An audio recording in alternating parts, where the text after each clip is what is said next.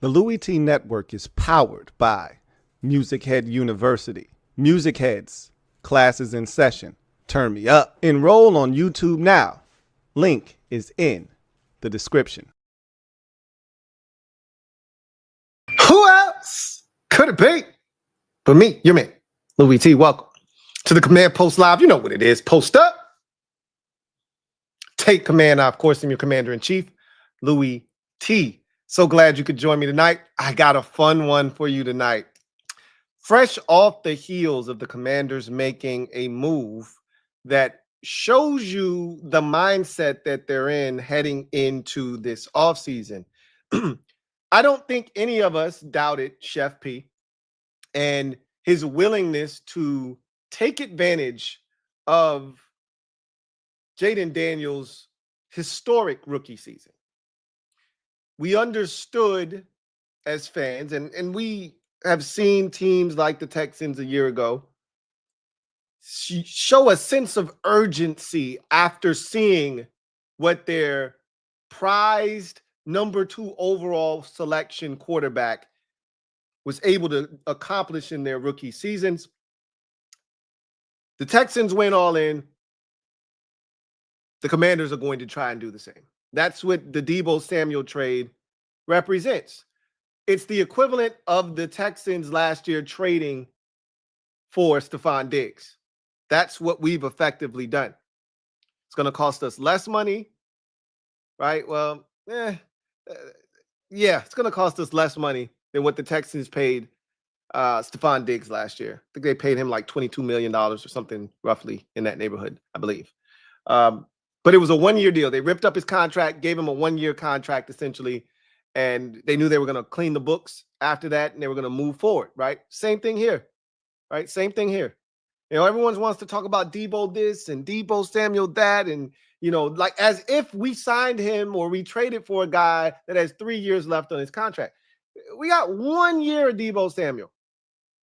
And I don't know if you've been following the social media activity of one Deebo Samuel. However, if you have it, one, he's excited.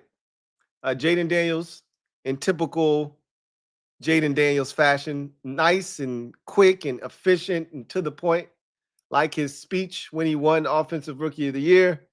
He just posted 2 words over the picture. Let's work, right? So Deebo had a couple of posts of, you know, him in either a Commander's uniform or him, you know, kind of reposting, you know, Adam Schefter or one of these sites, you know, saying breaking news, he's been traded. And he pretty much said, I'm ready to, you know, get going, right? Today, he was pretty much, you know, fighting off all of the overweight rumors because a lot of that surface, of course, haters are going to hate, right? So, but I told y'all this when we made the deal, when I talked about this on the video where we talked about the initial reaction to the trade. And I said, you're going to get a motivated Deebo Samuel. There are a lot of narratives circling around and swirling around. And obviously, when there's an exit like the one he just had from San Francisco, there's going to be a lot of stories that come out about Deebo Samuel. And I've already read a couple of them, like, oh, the 49ers were ready to move on from Deebo Samuel after the 2022 season. And, you know, they always had issues with his weight. So all of these stories all of a sudden are going to surface, right? All these conversations are going to come up. And you don't think that's going to motivate him? You don't think that's going to make him want to be in the best shape of his career? You don't think that's going to make him want to prove the name? Like, everyone that's talking shit about him is doing our job for us. They're making our job as fans easier because they're motivating him. They're putting batteries in this man's back repeatedly. You don't think he sees this stuff? Now, one of the questions I have is he going to continue to do the podcast during the season? That's not something that I'm a massive fan of. I'm not a big podcast while the season is going on type of guy. I wonder if that's something they'll talk to him about, because I would prefer him to not do the podcast, but we'll see what ultimately happens and what becomes of that. But he was on social media today and he pretty much, debunked any rumors of how heavy he got. His heaviest last season, he was like, it was 225, right? So he shot that down, and he pretty much said, I can't wait to get started, because there's no reason and there's no sense in going back and forth with trolls on social media. You'll never win, right? It's a waste of time. So he just said, it's all good. I'll show them this year, essentially, was what he said. And then he logged off, which is a good move. Okay. So he's seeing it, he's hearing it, he knows what the narrative is. And as I've already said, if he's looking for that last massive payday, it's gonna come based off of what he does this year, right? Because he's turning 30 next year. So if you want that big final payday, this is the year to pop off, show what you showed back in 2021, and somebody will break you off, whether it's us or someone else, next year, right? But you got to take care of business this year. So I love it. I knew this was going to happen, and I love it. You want a motivated player going into a contract season a la Daron Payne 2022, right? We'll never see that Daron Payne again. I'm convinced of it. We'll never see him again. But he was motivated, and he was going into a contract year, and you saw what the man did. You get a player that is motivated heading into a contract year, all the stars align, and you just don't know what could happen. Well, only one way to find out. So, in talking about Deebo Samuel, the beauty of seeing this thing transpire with Adam Peters is we see the direction. We understand that there is a sense of urgency. It's not lip service about this team wanting to be aggressive heading into this upcoming offseason. There's real action behind it. Now, there's a cost. Everything has a cost, right? Everything has a price. To being aggressive and going after a chip. With that urgency in acquiring players comes less picks, because the way we're acquiring these players is through draft capital. Now, this isn't the best draft in the world, so I'm not tripping about and we're not giving up future assets, and that is very important to note. This isn't a situation where we're giving up draft picks in next year's draft or the draft after that. It's all based in this draft in this season.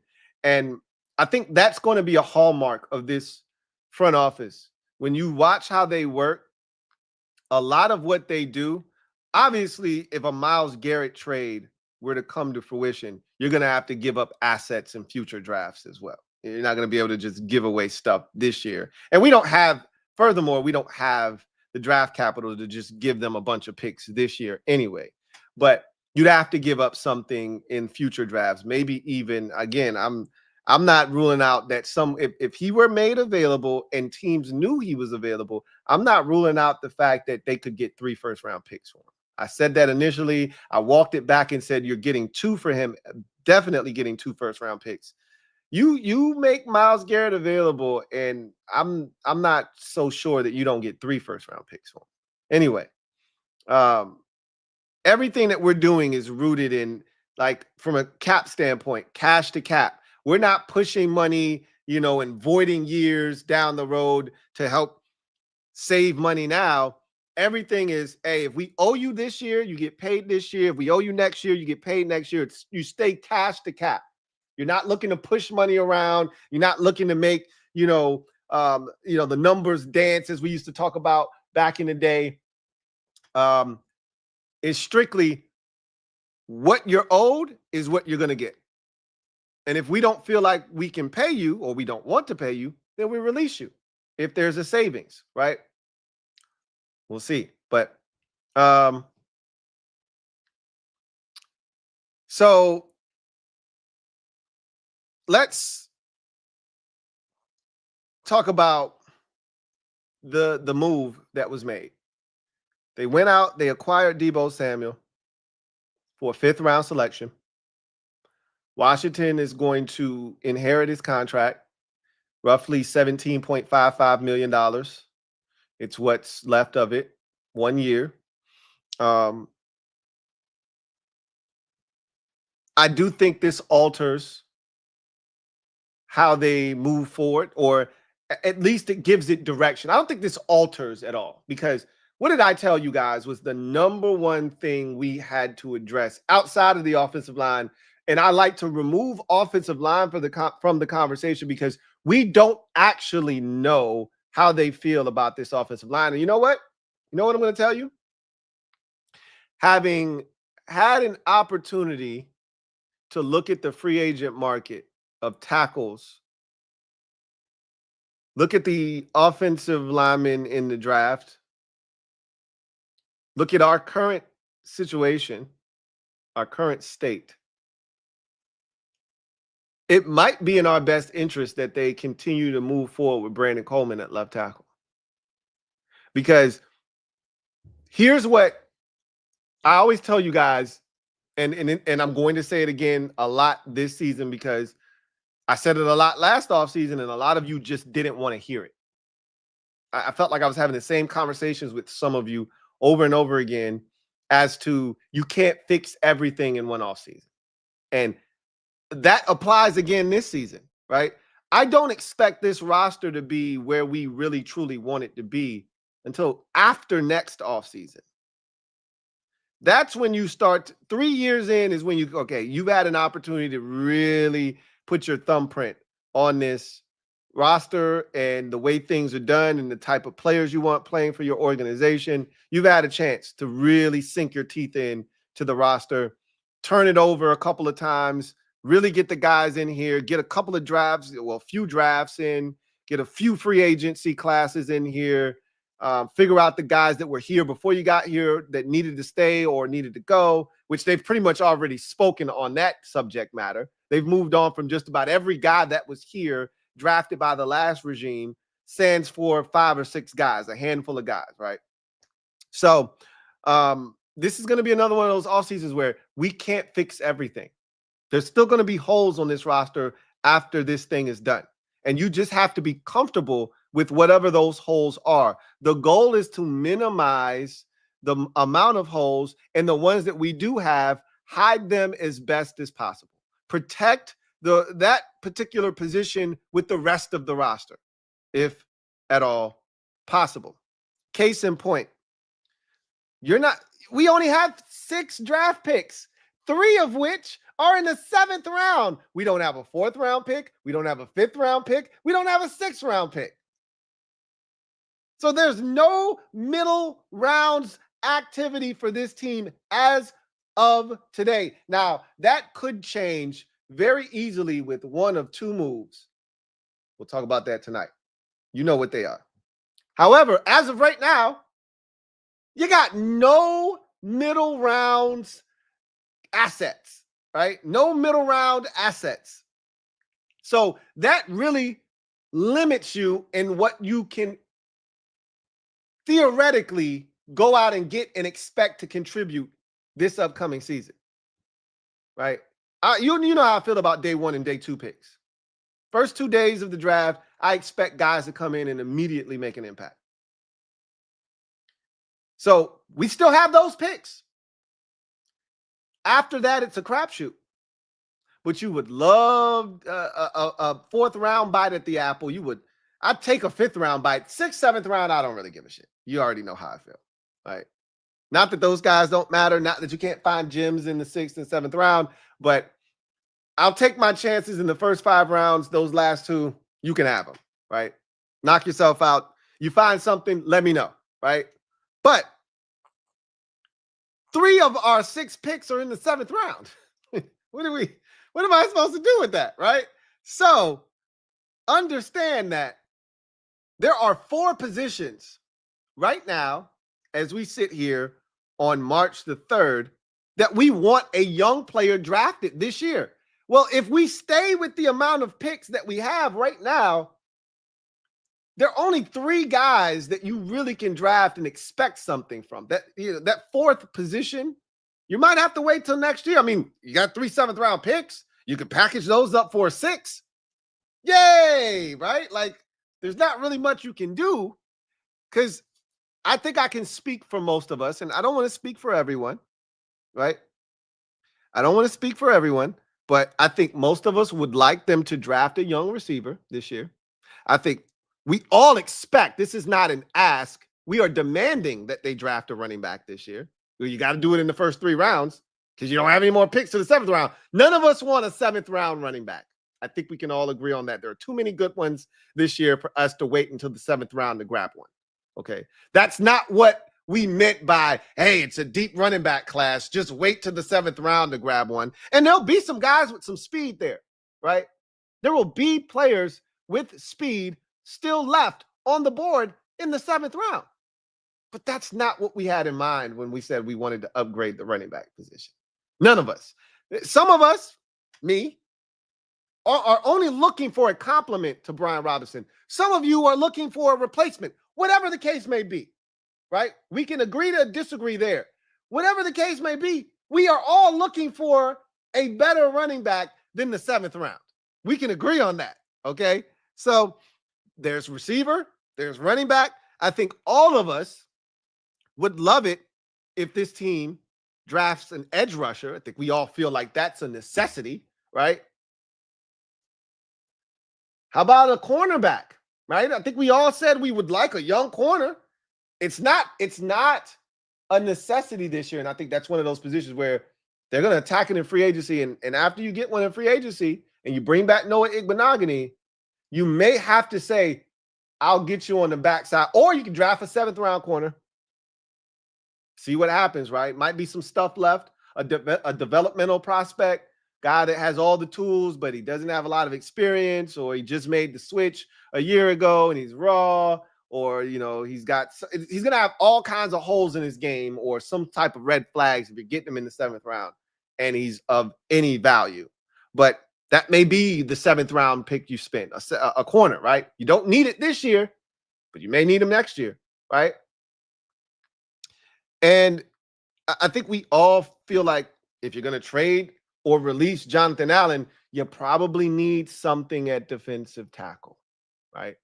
Now, there are going to be some veterans potentially, right, that you may be able to sign in free agency that makes sense at the defensive tackle position.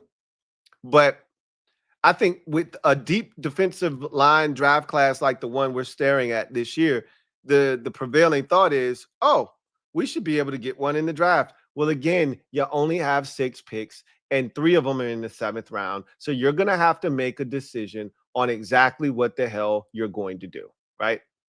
And again, I'm not one to tell you, you better do this, because we can't say out of one side of our mouth, draft the best player available, and then the other side of the mouth, get a running back or get a receiver or get an edge rusher or get a tackle or get an edge rusher or get a defensive tackle. We can't say both, right? You got to pick a side and you got to stay on that side.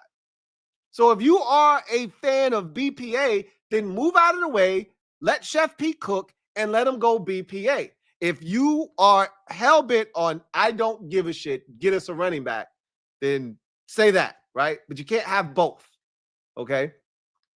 There are going to be some guys on the defensive line that are available, and you should be able to find a relatively cheap option at defensive tackle. Those guys in free agency come a dime a dozen. So I'm not too concerned about that if you want to go with some veteran beef. But this is the year that you're supposed to be able to walk away with some quality beef that's young, right? Haven't been put on the grill yet. Young. Season it, right? Season it up before you throw it on the grill. That's what this year could be for, right? You drafted one in the 2nd round last year. Are you really going to go back and do it again this year? Maybe, right? So lots of conversations here. With that said, let's dive into what's next for the Commanders as we head now, because I don't know if you guys are keeping tabs. We are 5 days away from the tampering period getting underway, which is Saturday. That's right. Saturday, as if teams aren't already having discussions with agents. Shh, don't tell the NFL I told you, okay? Don't tell the NFL I told you teams are already talking to agents of players who are prospective free agents. Shh, don't tell nobody that those conversations are already taking place. However, the official tampering period begins on Saturday, and the official free agency kicks off on Monday. So this time next week, we will be having conversations about 3 or 4 new commanders who have already been signed to this roster. So with that in mind, let's talk about what it could look like. All right, what are the next steps for the Commanders after the big move of acquiring Deebo Samuel? So let's start on the offensive side of the football. So I want to start on the offensive line, get it out of the way.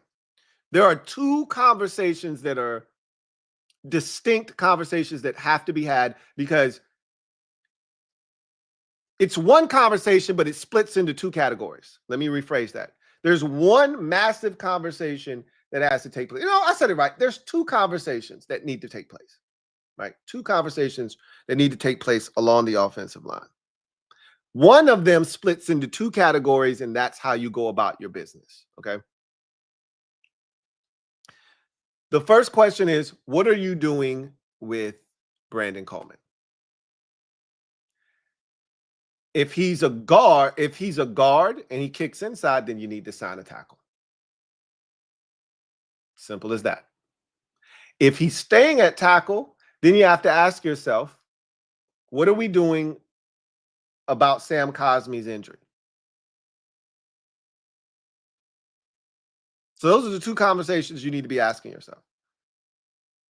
You shouldn't be concerning yourself with anything else on the offensive line for right now. Okay, so let's talk about the non-BC option, right? So that means BC, Brandon Coleman, has been moved to guard, right? He's been moved to guard. Now you have 2 options in free agency. You have the expensive option, Ronnie Stanley, okay, 30 years old, going to cost you a little bit more. You have the less expensive, but still somewhat expensive option of Cam Robinson. Little younger, not much younger, 29, I believe. I don't love either of those options, to be honest with you. I'd rather go with the cheap option of Brandon Coleman if you're going to go sign one of those 2 guys, because Stanley has had issues staying healthy, and it's not like egregious over the last couple of years, but the 2 previous years to that, he was never healthy. This past year was the first year I think he was healthy for the entire season. When he plays, he's good. Not great, but he's good. If he's healthy, you got yourself a bona fide starting left tackle, but you can't assure that he's going to stay healthy.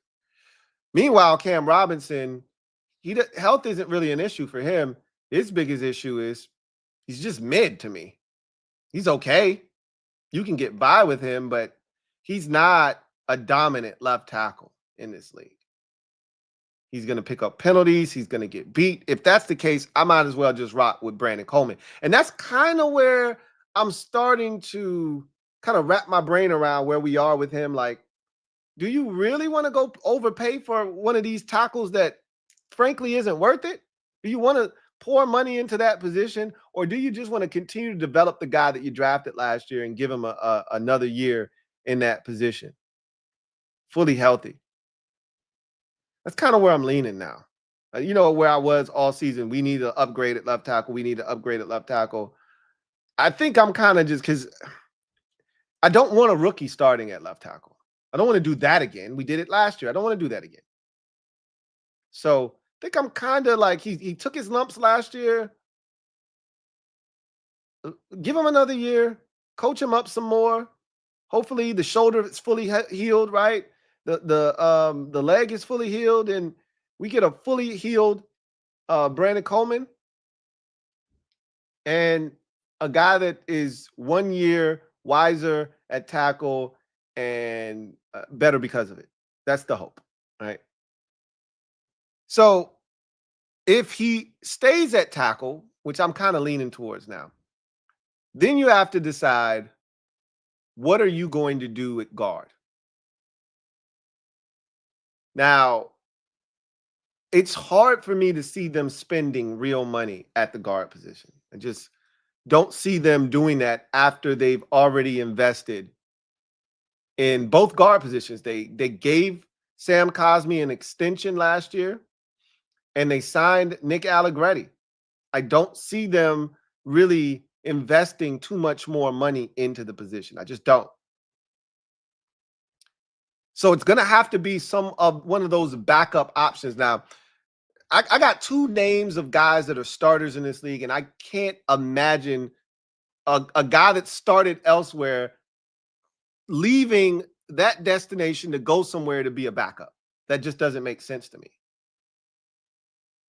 So if you're willing to bring in either one of these guys, you've got to tell them when you sign them that you're coming in to compete. You're not giving them a job, which I don't think they would tell anybody, hey, we're giving you a job, because that's not how they roll. But if you sign a guy for good money, the prevailing thought is he's coming in here to start, right?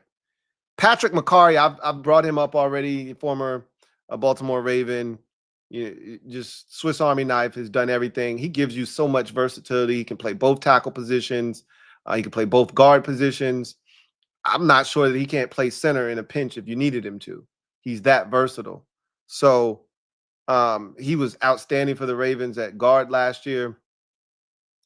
And I'll be shocked if they don't re-sign him personally. But if they don't, right, and I figure it's one or the other. It's either him or Ronnie Stanley that gets signed. The other one is going to be allowed to leave in free agency. And so with this tackle group being so deep, and the interior, with the interior offensive linemen being so deep, we'll see how comfortable they are with Ronnie Stanley moving on. They're in a position to get a tackle in the draft if they see fit. So I can see them bringing back McCarry. He'll cost you less, and letting Ronnie Stanley move on. They drafted a rookie right tackle last year in Roger Rosengarten, and he played really well for them. So I'm not sure that they're opposed to doing it again this year. And when you got Lamar Jackson back there, he can make anybody look solid at the tackle position. So I wouldn't be shocked if they went that way. Or Aaron Banks, and I think that's the one that's more feasible. Got the history with Adam Peters in San Francisco. He was a part of the brain trust that drafted him out of Notre Dame. Former second-round pick. He's been solid, not earth-shattering, but very durable for the San Francisco 49ers. It's not going to cost you a lot. He's a much cheaper option than a lot of the big-name guards that'll be available. However, he's a starting guard, and that's the thing that I struggle with.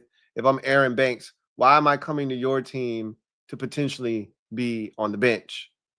So it's going to have to be a reserve guard that you're signing. And we do need to upgrade that, right? I think we can all agree that we can't go back into the season with the same backup interior offensive lineman that we had last year. What was the name of the center that we had that came in? He was also he was like the primary backup guard as well. I'm good on him. Whatever his name was or is.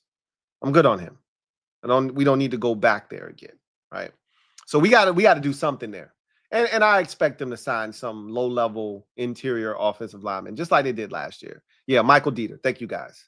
Michael Dieter was the interior offensive lineman that we don't want him back. And he wasn't awful. He just isn't good, right? He wasn't Nick Gates, right? Or as I like to call him, Nick Swinging Gates. He wasn't a turnstile back there like Gates was, but we could do better than that. So I look forward to seeing them sign someone. So now you get to some of the skill positions.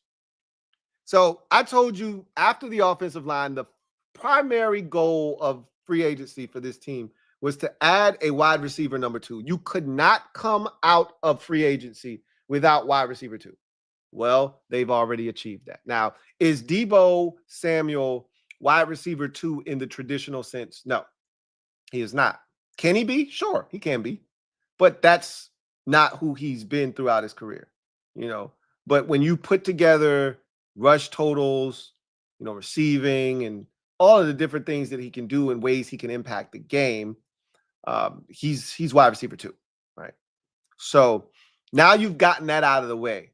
The next order of business for the Commanders is to add a veteran wide receiver next to your Terry McLaurin, Deebo Samuel duo.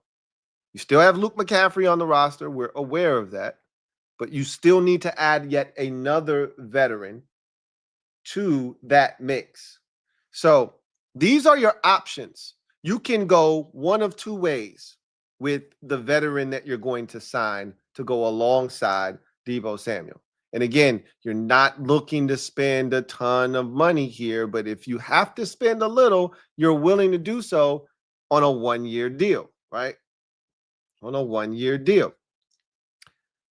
Depending on who you're signing, you may have to do a 2 or 3-year deal. Just depends on who you're after, who you're targeting. I don't see them handing out any 3-year deals to any of these guys. More like a 1, prove it. 2, I like you. I don't love you. I like to see you stick around for the next couple of years, though, on some Austin Eckler type shit, right? So if you're looking for an experienced, proven veteran third option, here are your choices. Darius Slayton, 28 years old. Demarcus Robinson, my personal favorite if you're going to go with this group. He's 30 years old. Nick Westbrook-Akine, you know how I feel about him, 27 years old. Marquez Valdez-Scantling, MVS, you know how I feel about him. Anybody with a hyphenated name, keep him away from me. He's 30 years old. And Marquise Hollywood Brown, he's 27 years old. So those are the veteran options, guys that have played in this league for a few years now, have established themselves, have had some good years in the league. You know what you're getting if you sign them. Then there are the young upside wide receivers. These are the guys that you may have to give a multi-year deal to, 2-year deal, or you could sign a 1-year prove-it deal with 1 or 2 of these guys. But I think if you're going to go this route, you got to be looking to spend a little bit of money. But it's not going to be significant bread. One of them, I think, I think he's in a similar, boat. He's had a much more productive career than De'Ami Brown at this juncture, but I think he's in a similar boat where people see the potential, right? I think he might have been a 3rd-round pick too. It might have been a 2nd-round pick, but so young upside, Elijah Moore, 24 years old. He's a guy that was a 2nd-round pick out of Ole Miss by the New York Jets. Didn't work there. They traded him, gave him a fresh start to the Browns. Again, they had all kinds of quarterback issues, so you never really got to see what Elijah Moore really could be. Have you quit on him? Are you done with him? Or do you think that he can still play football if given the right circumstances? That's a guy that you can buy low on, right? Buy low on, 1-year prove-it deal. It's not going to cost you a lot, and the upside may be tremendous. But that's a very low risk, high reward type of proposition, right? Same can be said for Tutu Atwell. A little bit more production there out of Tutu Atwell. That's my guy. If we're going with this category, I'm a Tutu Atwell fan. Offers you speed, returnability, a guy that can stretch the football field vertically, can do a lot of things for you. And again, another guy that gives you some speed at the receiver position, something that I think we just need a lot more of. And then the last guy is Josh Palmer. He's 25 years old as well. Another young wide receiver, spent his entire career to this point with the Chargers. I can't remember if he was a 2nd-round pick or a 3rd-round pick out of Tennessee. I believe he was a 2nd-round pick by the Chargers out of Tennessee. He's had some really good moments. He's had some, dull moments, but I think he can play. and he'd be a hell of a third option. Now, I think, is going to have a market similar to De'Ami Brown, where you may have to pay him a little something, probably a little bit more than what we're willing to spend. The other two, I think you can get them on a one-year deal, prove it, type of deal. So we'll see where their head is and what they're looking to do. So you choose one guy out of those two groups. The vet group, Darius Slayton, DeMarcus Robinson, Nick Westbrook-Ikine, Marquez Valdez-Scantling, Marquise Brown. You choose one out of that group, or you choose one out of the young upside group. Elijah Moore, Tutu Atwell, Josh Palmer, right? So you choose one guy out of that group, and then you got to choose one out of your own deck. OZ, Noah Brown, De'Ami Brown. You choose one out of that deck. I already told you De'Ami Brown's got a market, and he's as good as gone, if you ask me. I'll be shocked if he's back here in Washington. I'd love to have him back because I think there's more to tap into.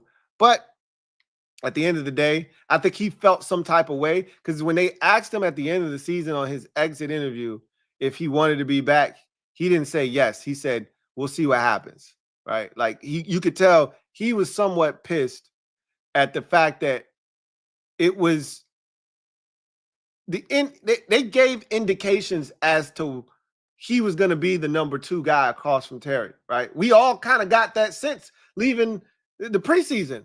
Oh, shit, De'Ami's going to get an opportunity. Then we got to the regular season, and obviously they signed Noah Brown, and that changed a lot of things.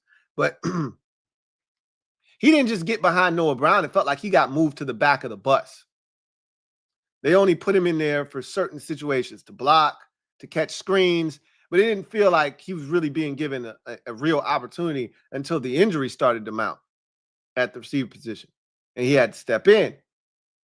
Or they started to not trust guys like Luke, and then there's no Noah Brown, and now all of a sudden we need you, and that's when he got his opportunity, and he took advantage of it. I think he felt some type of way. Whatever the case may be, I think you're choosing between Olamide Zaccheaus and Noah Brown.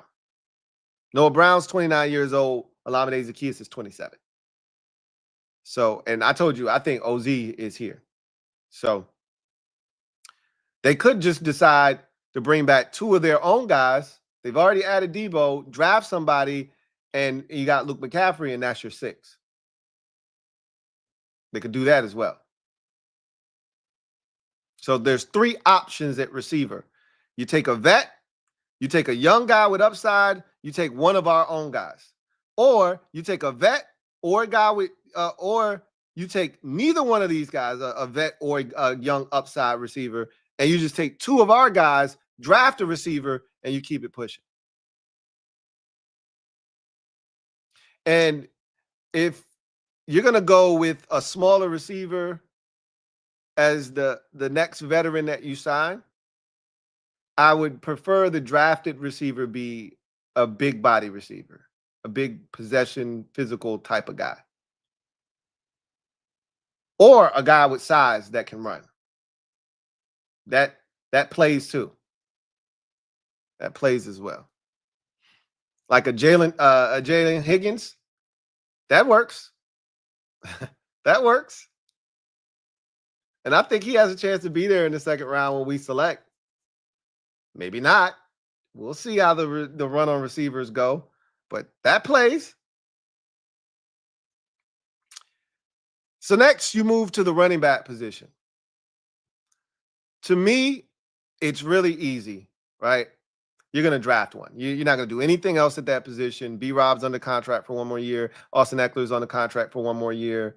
You still got guys hanging around. Chris Rodriguez, the undrafted running back out of Arizona is still hanging around. So you still got stuff hanging around here. And last time I checked, Kaz Allen had gotten moved to running back. He's still hanging around. So it's stuff around. But let's be honest. You got to draft a guy. Now, I don't think this is really a debate at this point, whether you're drafting a guy or not. I think that the conversation now revolves around when you're drafting a running back.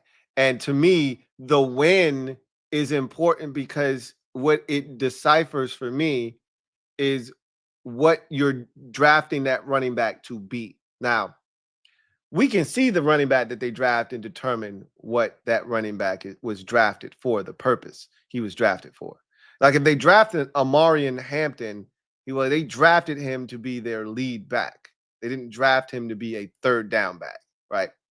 They draft a Basul Tootin type of guy or a Trayvon Henderson. They drafted him to be a third down change of pace back. Now, maybe next year he could take over and be your every down back. But again, I don't think his body is built for every down usage, right? Anyway, you can, just like Austin Eckler was being utilized in that way. But if you want the best of a Trayvon Henderson, he's a part of a dual backfield. I think that's the best usage of a guy that's 205 pounds. He's not a big back, right? That said,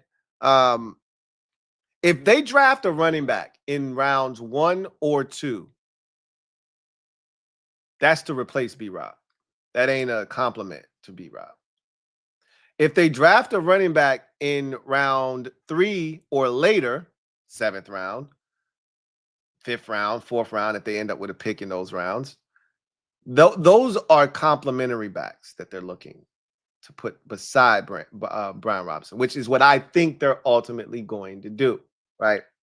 But we'll see what the board says and what they ultimately decide to do, but we won't find that out until draft weekend because they're not doing anything in free agency.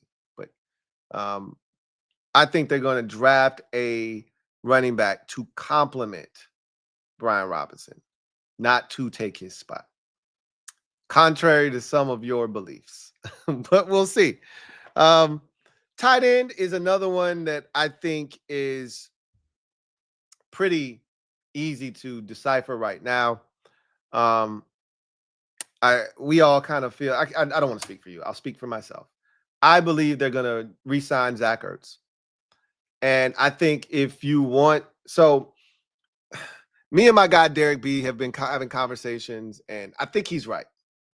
I think he's right about this. And I've heard other people. I've heard other people say this, but I think that the people that are saying this are right. I was of the mindset when the season first ended that you just bring back the tight end room as is. Re-sign Zach Ertz to a 1-year deal, bring back John Bates.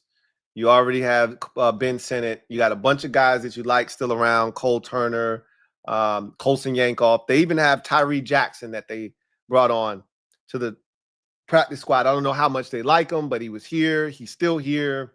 He's big. He's athletic. You know, you never know what that could turn into, right?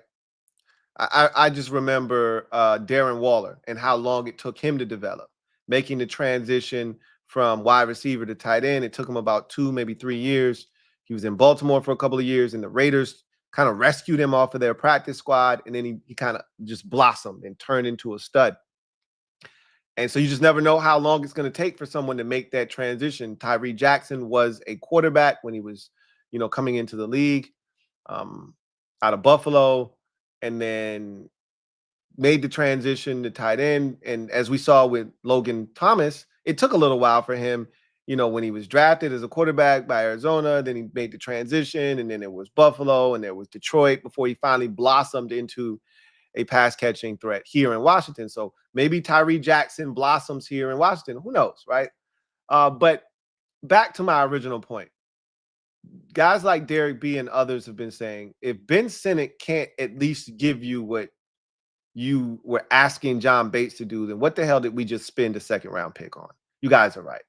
You're absolutely 110% spot on. If you can't get Ben Sinnott to give you what John Bates was giving you, and I get that Bates was a plus blocker, Sinnott can be a really good blocker, or at least good enough.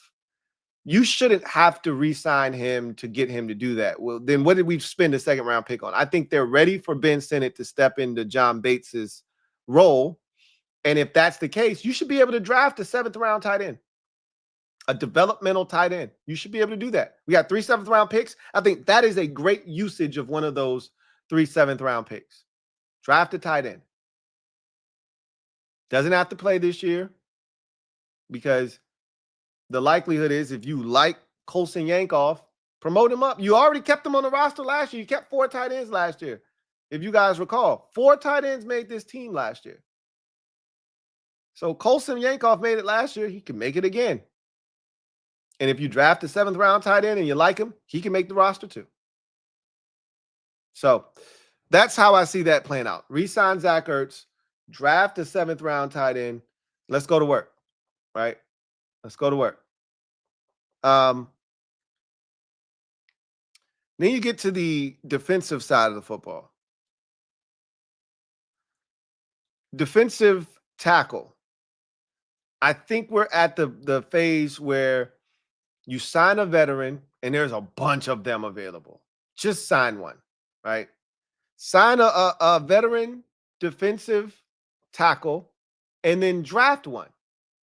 Now, again, you only got 3, and we're going to talk about, because this is a part of the offseason discussion, we're going to talk about how you acquire more picks. You got 2 ways to acquire more picks. We're going to talk about both of those, and I think you guys know what both of those ways are. We're going to need help in both scenarios. So,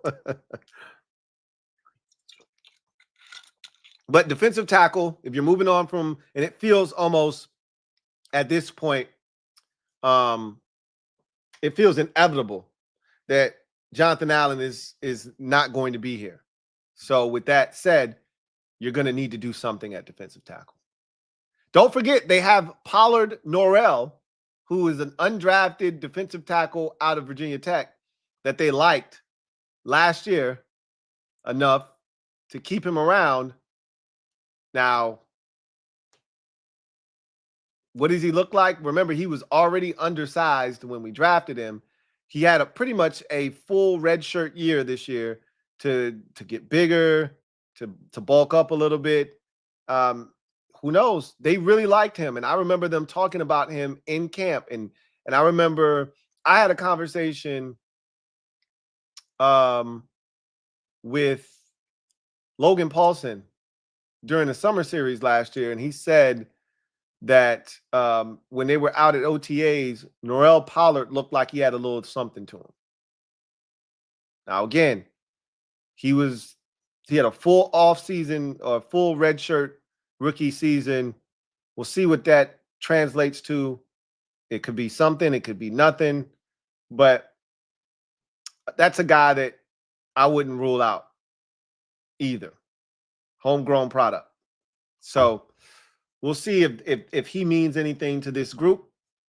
If he doesn't, you go out, you sign a veteran, and then I think you try and draft someone with one of those first 3 picks, if at all possible. Again, can't get everything done with 3 picks. Can't draft a receiver, corner, edge rusher, defensive tackle. That's 4 guys. You only got 3 picks in the first 3 rounds. So you can't get everything done. We said it's a deep draft of defensive linemen. They don't go all the way to the 7th round, though. It ain't that damn deep, okay? So something has to get done in those middle rounds if you're going to try to get something out of this draft worth having, or early, right? Again, the board will speak to what gets done. But defensive tackle feels pretty easy. Either you draft one, sign one, or you sign one and then you have one to develop on your roster already. Edge is a different story. Some things have to get done here. All right. So the first order of business is, boy, we would love to draft a young edge. They did it last year, but they also did it last year in the 7th round. So how good are you feeling about Javonte Jean-Baptiste? I know they like him. Do you love him? I don't think the answer is yes to that. So with that said, I think that you got some decisions to make, because as of right now, you're staring at 3 edge rushers on the roster, assuming, and we know what assuming does, right? Assuming you bring back Dante Fowler Jr., and I have no reason to believe that DJF won't be back, or DFJ, excuse me, won't be back next year. No reason to believe that he's not running it back with his main man, Dan Quinn, right? So assuming that he's back, and I'm going to make that assumption. I could be wrong, but assuming he's back, you've got Dorrance Armstrong, DFJ, and Javonte Jean-Baptiste. It's 3 defensive ends currently on the roster. There are no other defensive ends, right? That's all you got. Cleveland Farrell's a free agent. He's not coming back, right? I think that they might bring Jalen Holmes back. There's a distinct possibility that he can be back, and he's versatile. He can play inside. He can play outside. I think they like what they got out of him. So I wouldn't rule him out as a guy that they decide to re-sign. But that's about it, right? You don't have much else at that edge rushing position, which was a problem for us last year. We could not set a physical edge to save our lives. And that wasn't the only reason we were getting exposed on the edges. We didn't have enough team speed defensively, primarily on the D-line and at linebacker. That said, edge, if you got 2 routes you can take. I think all of these routes, both of these routes, should be supplemented with a draft choice. So the assumption is, because you're only keeping 4 defensive ends in a perfect world, in a perfect setting, you're only keeping 4. You'd like to have 5. 5's the magic number. If you got guys that are ultra competitive, you love your position, keep 5. But if there's not a ton there, keep 4, and you should be fine with 4 guys, right? Well, right now we have 3. If you bring back Dante Fowler Jr., you only have 2 under contract right now in Javonte Jean-Baptiste and Dorrance Armstrong. So if you're willing to spend some money, if you're going the expensive 1-year route, Khalil Mack at 34 years old and Hassan Reddick at 30 are going to be your 2 options there. Now, we know Mack, I don't think he wants to travel out onto the East Coast. I don't think he's looking to leave the Chargers. He's already talked about potentially retiring. I don't know where his head is right now. So I'm not even really looking at Khalil Mack as an option for us. I feel like he's more so looking to stay over on that left coast, if at all possible. I think he would rather prefer to stay out there with the Chargers. And if he can't, he may just hang it up. He's 34 years old. So, we'll see what he decides to do. I don't really feel like that's a real option for us. Hassan Reddick, on the other hand, is a real option for us. And at 30 years old, he's still got good football left in him if he's motivated. Last year was a disaster for him. It was a disaster. And so what does he think his value is coming off of a season in which he did not tally a sack and was largely ineffective when he did come back from his holdout looking for a new contract? What does he think his value is? That's going to be the $1 million question. He wanted to get paid last year. It resulted in him holding out and having an awful season. Is he willing to go somewhere, prove it on a 1-year deal, something he wasn't willing to do last year, prove it on a 1-year deal, and then try and parlay that into a contract next year? I don't see how he wouldn't be willing to do that. I feel like his only option. Is someone going to be dumb enough to give him a multi-year contract based off of what he did last year? I think the answer is a resounding no. When he's dialed in, he's a problem. And so he's definitely an option, but you're going to have to pay him, I think, some solid money. $10, $11, $12 million for 1 year of service, which isn't terrible for an edge rusher, but for a guy coming off of a season like he just had, that might be a little bit too much. We'll see. Now, if you're looking for a cheaper option, younger option, I think this is a guy you can get, and he's probably looking for a multi-year deal, and I think they would give it to him because they know him. This is a name I think you need to remember. Chauncey Golston, former Dallas Cowboy, defensive end. And I bring him up because you know they love shopping at the Cowboy store. They love shopping at the Dallas Cowboy store. And he's young, 27, probably going into the prime of his career. He's coming off of the best sack season of his career. He had 6 last season. Shit, he kicked our ass in the game last year. We couldn't block him. He was a part of the problem last year. If I'm not mistaken, wasn't he the one that picked Jaden Daniels off on the damn screen? If I'm not mistaken, I think it was his ass. You know, we had issues with Chauncey Golston last year. Well, that's their boy. So I wouldn't be shocked if they reached back, grabbed him. He's not going to cost a lot. You probably sign him to a 3-year, $21 million deal, a 3-year, $24 million deal, and be done with it. Is he the end-all, be-all? No. I still would draft a defensive end, even if I signed him to a 3-year deal. That's not Dorrance Armstrong money, right?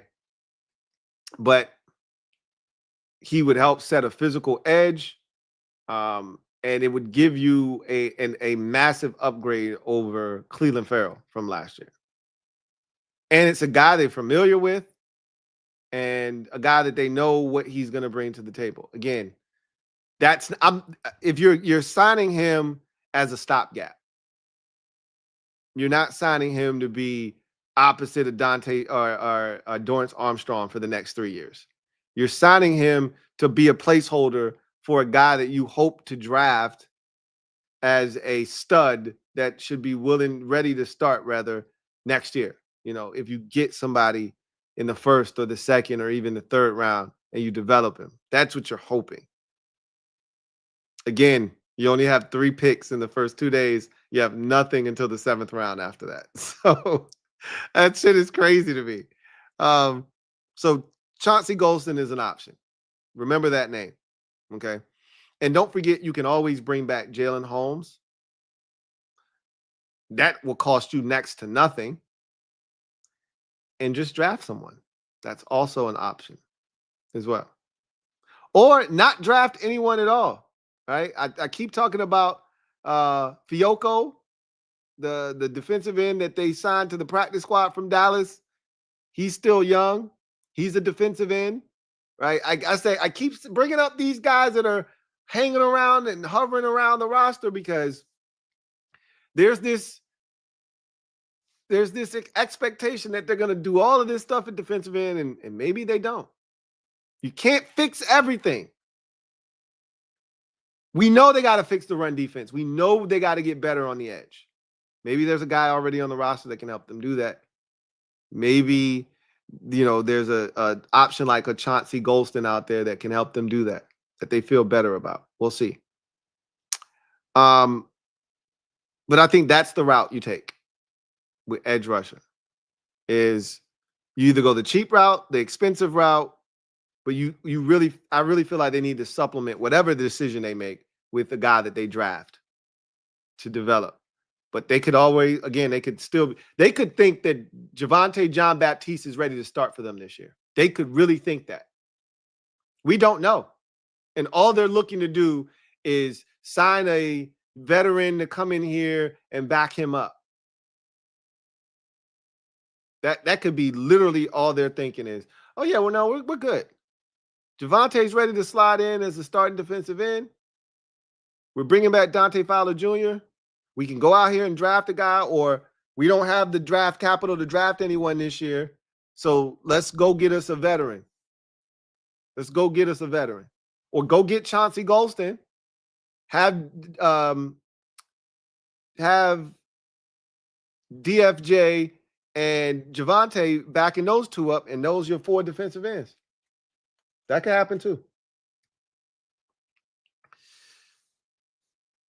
Linebacker. particularly inside backer. I don't really see them looking for outside backers. I think, again, this is universal thought amongst us as fans. I think you bring back B-Wags. I don't think that's a debate really that any of us are having. I think that's all expected. I've seen so many people on the interweb trying to put Bobby Wagner elsewhere, trying to send him back to the left coast. I really think he likes it here. I know they love him here. The fact that DQ was unprompted in a response at the combine talking about, I know Bobby Wagner is somewhere getting better right now. Like, they want him back. I think he wants to be back here. His relationship with Jaden, I think, seals the deal. Not to mention he loves his linebacker coach. In Ken Norton Jr., and he loves DQ. I can't see any way he's not back here. That said, we know Frankie Louvu, his running mate and All-Pro from last season, is back, already under contract. We know Jordan McGee is a guy they absolutely love. And had McGee stayed healthy last year, we may be having a totally different conversation. They may be ready for McGee to step in as the middle backer this year.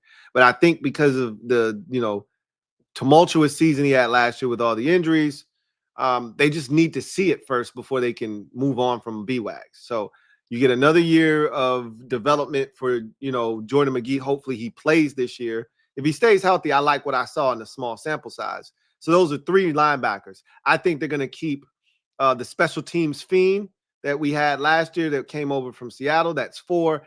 And I think the one position you have available at linebacker is, last year we signed Michael Walker. He was the alt linebacker, like backing up Jordan McGee. I think you're going to sign another one of those this year. You may even draft one in the 7th round. That's our general manager's forte, is finding late round gems at the linebacker position. So you want to spend a 7th round pick on a linebacker? Go right ahead. We got 3 of them. You got to use them somehow, some way. Draft a tight end. That's one way to use one. Draft a linebacker. There's another way to use one, right? So that's kind of how I see them handling that position.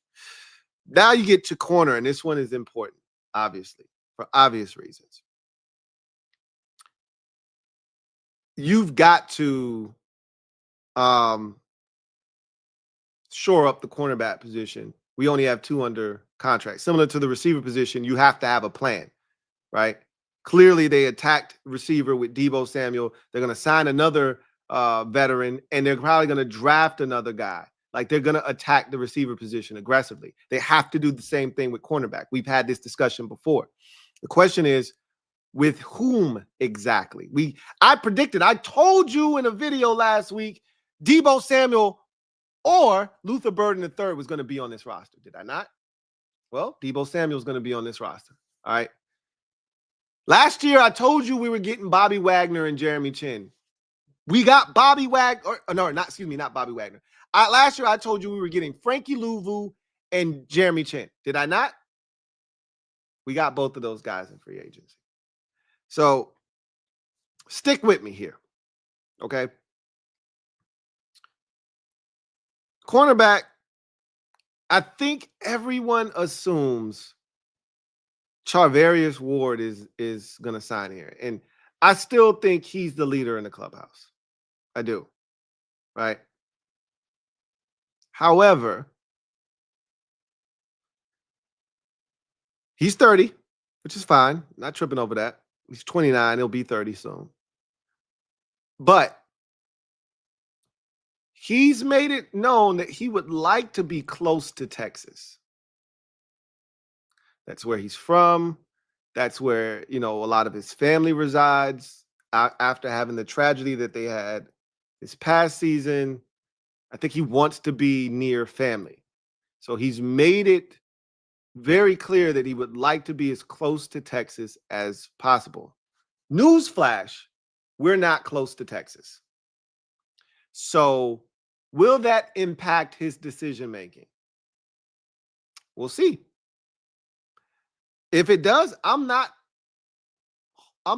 entirely mad about it, because I'd like to go a little bit younger at the position, to be honest with you. Personally speaking, I'd like to go a little younger than 30 years old. We already got a guy trending in that direction. How old is Marshawn Lattimore? I don't think he's near 30. Like, he's not 29. He might be 28 though. Let's see.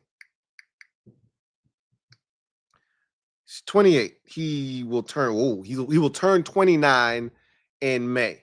So you already got one 29-year-old corner.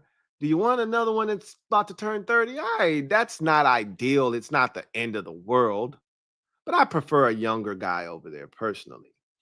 So my choice, and I've told you this already, and he's not going to cost you nearly as much as Charvarius Ward is going to cost you on the open market, is Michael Jackson.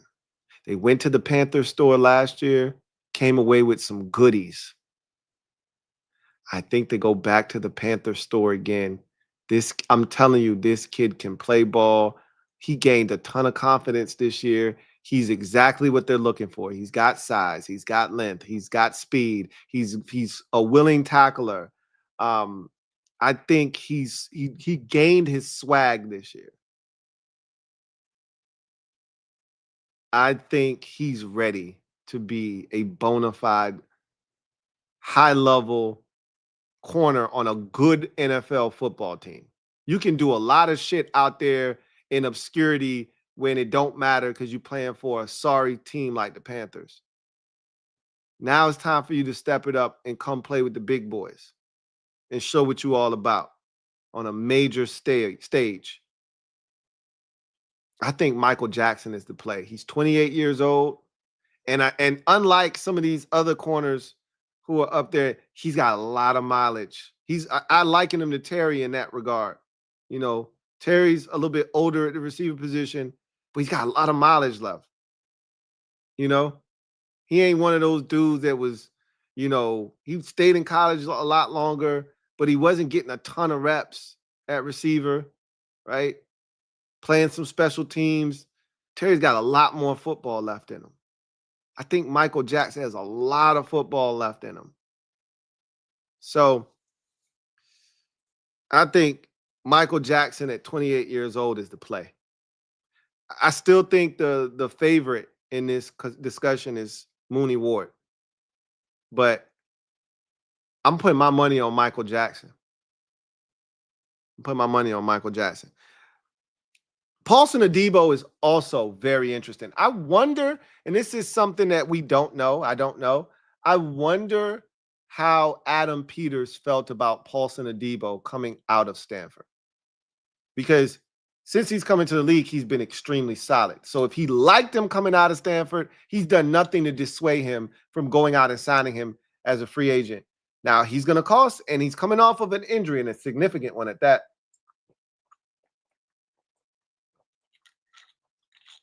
Broken femur. All right. For those of you who are human anatomy buffs, you know that that's the biggest bone in the human body. So that's a significant bone to break. But he's made a full recovery. As I told you guys the last time we had this conversation, I saw him on social media running at like 22 miles an hour on a treadmill. Obviously, running on a treadmill is a lot different than playing football, but if he can run 22 miles an hour on a treadmill, he's going to be ready for action by the time we get to camp. So that's not a conversation. He takes the football away. He's tall. He has speed, obviously. I think he's a bit handsy. That's something that I think will get him into trouble. But he's young. He's only 25 years old. You can grow with him. And he was in New Orleans with Marshawn Lattimore. So not that matters, but there's that as well. And we could just take the two starting corners from the Saints and bring them here and see what they can do. So that's another option at cornerback. So to me, at corner, here's what it should look like. You got two options. Sign one of those three corners. Ward, Jackson, or a Deebo. Bring back Noah Igbenogany. I think that's a non-negotiable for me. He should be back regardless, right? So sign one of those three. Bring back Noah Igbenogany. That's 4 corners, right? Because you already have Marshawn Lattimore and Mikey Samer still on the roster. You sign one of those boundary corners in Ward, Jackson, or Deebo. You bring back Noah Igbenogany as a core special teamer as well as a core backup, one of the first guys off the bench if need be. And then draft one is the ideal way to go about filling that final roster spot, that 5th and final roster spot at corner. But again, you only got 3 picks in the first three rounds, and in the last 3 or 7th rounders, you could take a 7th round corner. I have no issues with that. However, they've got guys already on the roster, whether it's a Bobby Price or someone of that ilk that they've brought on board that they're at least intrigued by, that they're interested in. Remember last year, they also brought in the former Steeler corner. He actually went back to the Steelers, James Pierre, after he left here. I could see them bringing in another one of those low-level starters or low-level corners also to fill in the back end of the roster without drafting someone this year if, the resources don't suggest that that can happen. I'm fine with them not drafting a corner. I think we all would prefer them to draft a corner. But again, the resources are limited. You can't want a running back, edge rusher, corner, defensive end, defensive tackle, and only have 3 picks in the first 3 rounds. You got to make a decision. And we're going to see what decisions, which the board will probably make the decision for them. But that's what the cornerback position looks like. You have to bring back Noah Igbenogany, non-negotiable. Sign one of those 3 corners. And then you figure out what you want to do with that 5th and final roster spot at the cornerback position, whether it's somebody already in-house or some, a low-level draft pick or a low-level free agent signing. And then safety, I think it's going to kind of stay status quo. I expect them to bring back Jeremy Chin. You still have Quan Martin, who played well last season. And there's still Percival Butler. There's still Jeremy Reeves. There's still Tyler Owens. There's still and I talked about linebacker too. Remember, there's also Dominique Hampton. So I don't expect them to do too much at linebacker because you also have Dominique Hampton, who they drafted last year, who made the transition to linebacker. So that's another name that you need to remember to keep in mind when you talk about the linebacker position as well. And they got Tyler Owens too. So they got plenty of stuff at the safety position. I don't see them, as long as Jeremy Chin is re-signed, I don't see them doing much at that position right now. Not to say that that won't change in the future, but as of right now, I don't see a lot changing there. So let's talk about how you acquire more draft capital, because there's a lot of shit we want to do, but we don't have a lot of resources with which to do them, right? This is the price of trying to get to where you want to go at a much more rapid rate of speed, right? When this group came together last year, we didn't know we would be sitting in this position talking about trying to make it to the Super Bowl in year 2 of this recalibration. We thought we would just be finding our north in year 2. Shit, we not only found north, we trying to show others how to get here, right? We're the new North Star, right? Literally, Daniel Jeremiah said, if you want to see how to turn your organization around in 1 year, the Washington Commanders are your North Star, right? We're the new North Star, right? So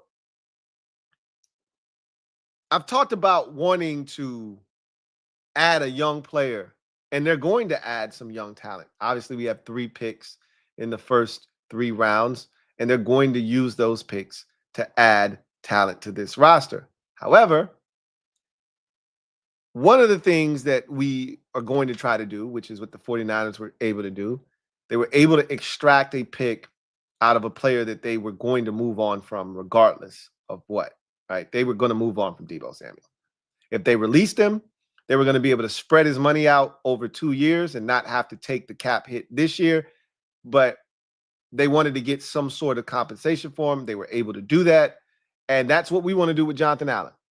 We want to be able to get some sort of compensation for him. I don't think just outright releasing him is the way to go, right? He's of more value. And look, $16 million is a lot of money. I can't stress that enough. So there is value in just moving on from him.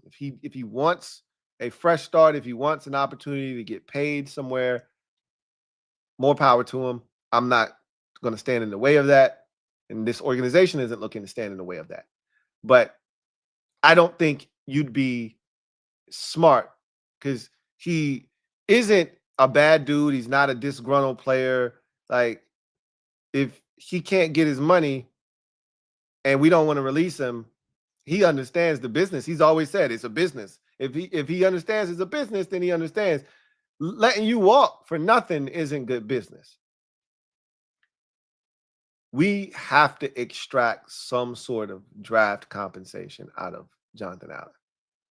At this point, a 5 or a 6, please. We don't need any more 7s.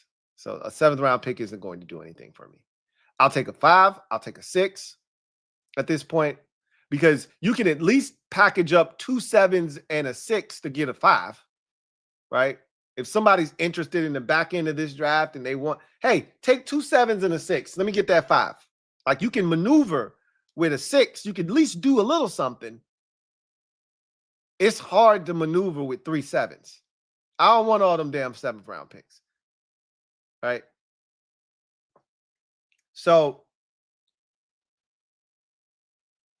that's one way to pick up a pick in those 3 rounds where you're void of a pick, 4th, 5th, and 6th, is to trade Jonathan Allen and get some draft compensation for him, right? The other way, and this is a way where, boy, we got to hope something's on the board that entices someone. I saw a mock that was pretty interesting. There is no way in hell. And my wife brought this mock to me. I was like, babe, you got to understand. So in this particular mock, the Browns traded up back into the 1st round at 29 to draft Shedeur Sanders. We've seen precipitous falls in the draft before that were unsuspecting, right? Or unexpected, excuse me. We were unsuspecting of them, but they were unexpected. There's no way in hell Shedeur Sanders gets out of the top 10, let alone past the Raiders at 6. So to me, that's a dead issue. I'm like, babe, there's no way that mock draft happens. I think she was more so focused on the fact that it was the Browns. So she was thinking, well, is that for Myles Garrett? I'm like, no, that's not what that's for. But could be, obviously, right? Could be, but that's not what I thought that was for.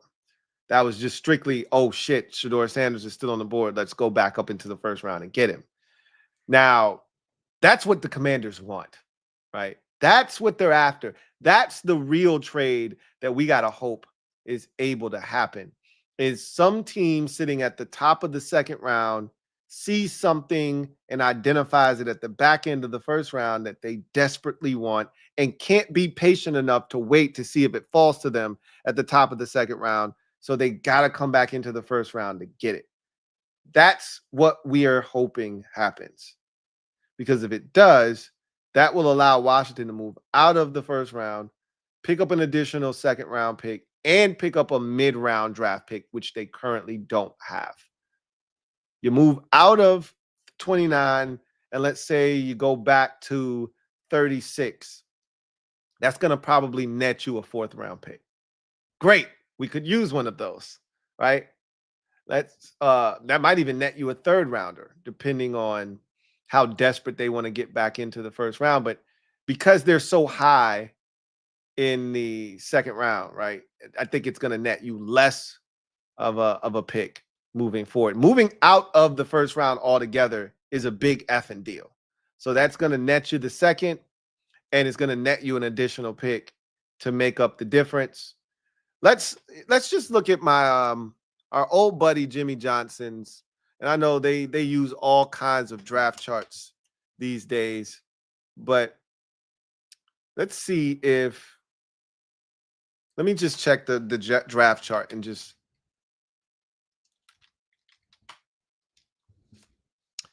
see what the trade draft chart is. All right, so we currently sit at 29. It's worth 640 points. If we were to trade back with, say, the Raiders, all right, let's say that they want Jackson Dart, and they don't think they're going to be able to sit there because Tennessee didn't take a quarterback in the first round, and the Titans are sitting there. Or let's say it's Tennessee that decides they want Jackson Dart. Let's say all these teams, right? Cleveland and the Giants are the two that end up with quarterbacks in the first round. Tennessee and Jacksonville, or Tennessee and the Raiders did it.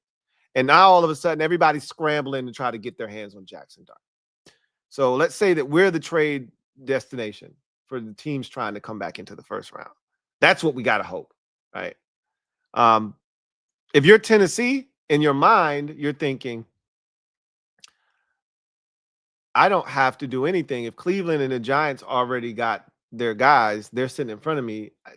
Quarterback should fall in my lap, but you got to be wary of a team that's desperate for a quarterback like the Raiders, maybe the Saints, like Jackson Dart. They got a new coach, and maybe, Kellen Moore loves Jackson Dart, and so you just got to be wary of the Jets could be desperate to jump in there, and you just never know what the hell is going to happen, right? So you don't want to sit back and wait. So let's say the Titans at 35 or the Raiders at 37. Titans pick is worth 550. Our pick is worth 640. There's a 90-point difference there. So, 90 points gets you a 4th round pick, which is what I said already. Probably net you because you're not moving that far back, right? So that's the difference is 92 for the Titans at the top of the 4th round. That's exactly what it would get you, a 4th round pick, right? Now, if you got to move back a little bit further, Raiders are at 37. That's a little bit further back. That's 110 points difference. Now we're talking, you're still in that 4th round mix, but it's a little bit more. But the Raiders don't have a pick. If they had a compensatory pick or something like that, then it would, be easier to make the deal happen. They don't have a compensatory pick. The Raiders are just sitting there with their 3rd round. They're not giving up the 3rd round pick to do that unless they're desperate. Could happen. But more likely than not, you'd still be taking their 4th round pick, and you probably say, hey, you got to sweeten this pot for me. Give me a 4th and a 6th, and we'll give you a 7th, right? So we'll give you 2 of our 7s. You give us a 6 and a 4th. And you can have, in addition to your 2nd, obviously, and you can have the 29th pick. That's the kind of maneuvering you need to be making, that you need to be doing, if you're a Commanders fan. Is you hope Adam Peters is willing and dealing and able to get out of 29, right? Because if he can do that, now the further back you move, like say the Jets pick up the phone and say, hey, we'd love to come up and get, Jackson Dart. Cool. That's going to net you a 3rd round pick. That's going to net you a 3rd round pick because they're drafting like 41st or something like that. That's going to net you a 3rd round pick. The further back you have to go without drafting, the more you're going to coup for that. But at this point, we just want out of the 1st round. We really don't care who the trade partner is. We just want out. I don't know if we're going to be able to get out, though. That's how you acquire more capital. If you could somehow find a way to come away with a 4th round pick, then I think we could walk away with a complete draft where you get the receiver, the edge rusher, the D lineman, and the running back, right? Or you get the receiver, the corner, the edge rusher, and the running back. Like, you'll feel great if you come away with all those positions. We can wait on defensive line. We can wait on tight end. You can wait at a number of positions, but if you come away with corner, running back, edge rusher and corner, edge rusher, running back, and wide receiver, damn if we won't feel great in those first 4 rounds, or first 4 picks, rather. All being 4th round or higher, obviously. Not interested in that pick being a 7th rounder. So I don't see us getting out of 29, though. That's the problem. Is I just don't see us getting out of 29. Because I don't see a player being there that prompts someone that's in the 2nd round to feel compelled to come back into the 1st round. Now, again, we'll see how the board shapes out. But because if you're looking for something like that to occur, you need more quarterbacks, not less, to be taken early. Because quarterbacks push the rest of the board back. It's one of the few positions, that and tackles are 2 of the few positions that teams will go and say, let me get mine real quick before, all of the items run out. While supplies last, let me grab the tackle. Let me grab this quarterback. Those are the 2 positions that move up draft boards inexplicably because teams always need tackles and quarterbacks. There aren't a ton of tackles in this year's draft class, and there are not a ton of quarterback options in this draft class. So I don't think you're going to see teams necessarily reaching. Like, one thing we've seen the last few years is teams don't reach for quarterbacks. They don't do that. If they don't think that they're talented enough, just like the Will Levis draft, we heard Will Levis could go 1 overall. Will Levis didn't go to the 2nd round. That 2022 draft, Kenny Pickett went, and then no other quarterback was selected until the 3rd round. They spoke loud and clear about how they felt about the quarterbacks. Last year, 6 quarterbacks went in the first 12 picks. Another quarterback didn't go until the 5th round. Okay. They spoke as to how they felt about the quarterback position. So, again, they're not going to reach for the quarterbacks. I think you're going to see 2 go in the 1st round. Dart will go in the 2nd. And then I don't think you see another quarterback go until the 4th round. That's what I think is going to ultimately happen, which doesn't benefit us any. Tackles, that's a different story. Tackles always get pushed up the board because teams always need tackles, and I don't think it'll be any different this year, but the difference is it's not a deep position, and because it's not a deep position, once they're gone, there's not going to be this need to go grab one, come up and, like, Josh Connerly, we thought could be there at 20. He's not going to be there at 29. Not after what he just did at the combine. He's gone. And so are the rest of the corners that have any, talent in this year's draft class. Gone. So by the time you get to the back end, if there's any tackles left, trust me, they won't get past Kansas City, which is why we will become important at that point, because the Chiefs are definitely drafting a tackle this year in the draft, without question. Even if they sign one in free agency, they're going to draft a tackle, unless they feel good about Kingsley Suamataia, because it didn't go well last year. It did not go well last year. So, anyway, I digress. So, we're going to get to the comment section, see what you guys have to think about everything that I said tonight. Before we do that, I'm going to take a quick look at some interesting odds brought to you by BetUS. Let's go inside the odds, brought to you by BetUS. Inside the odds.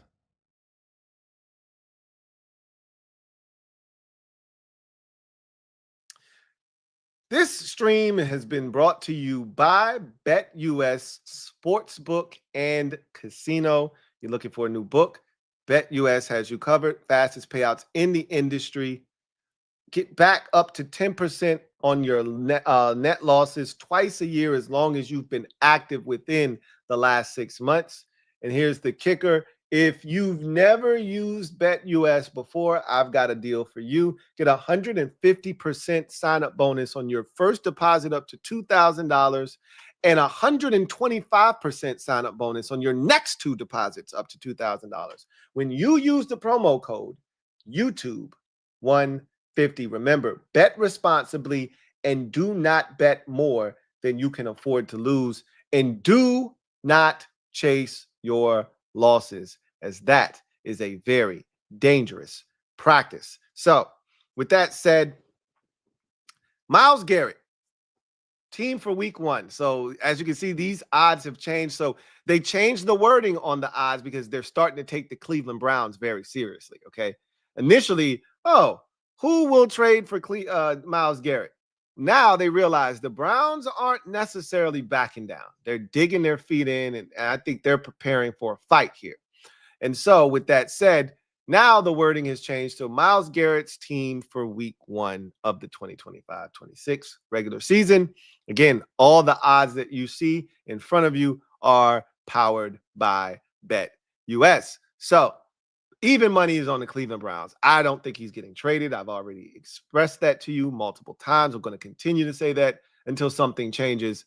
I don't think that it's in the Browns' best interest to trade him right now. But if they should trade him, the Eagles have leapfrogged the Washington Commanders. We were the odds-on favorite just a couple of days ago. What changed?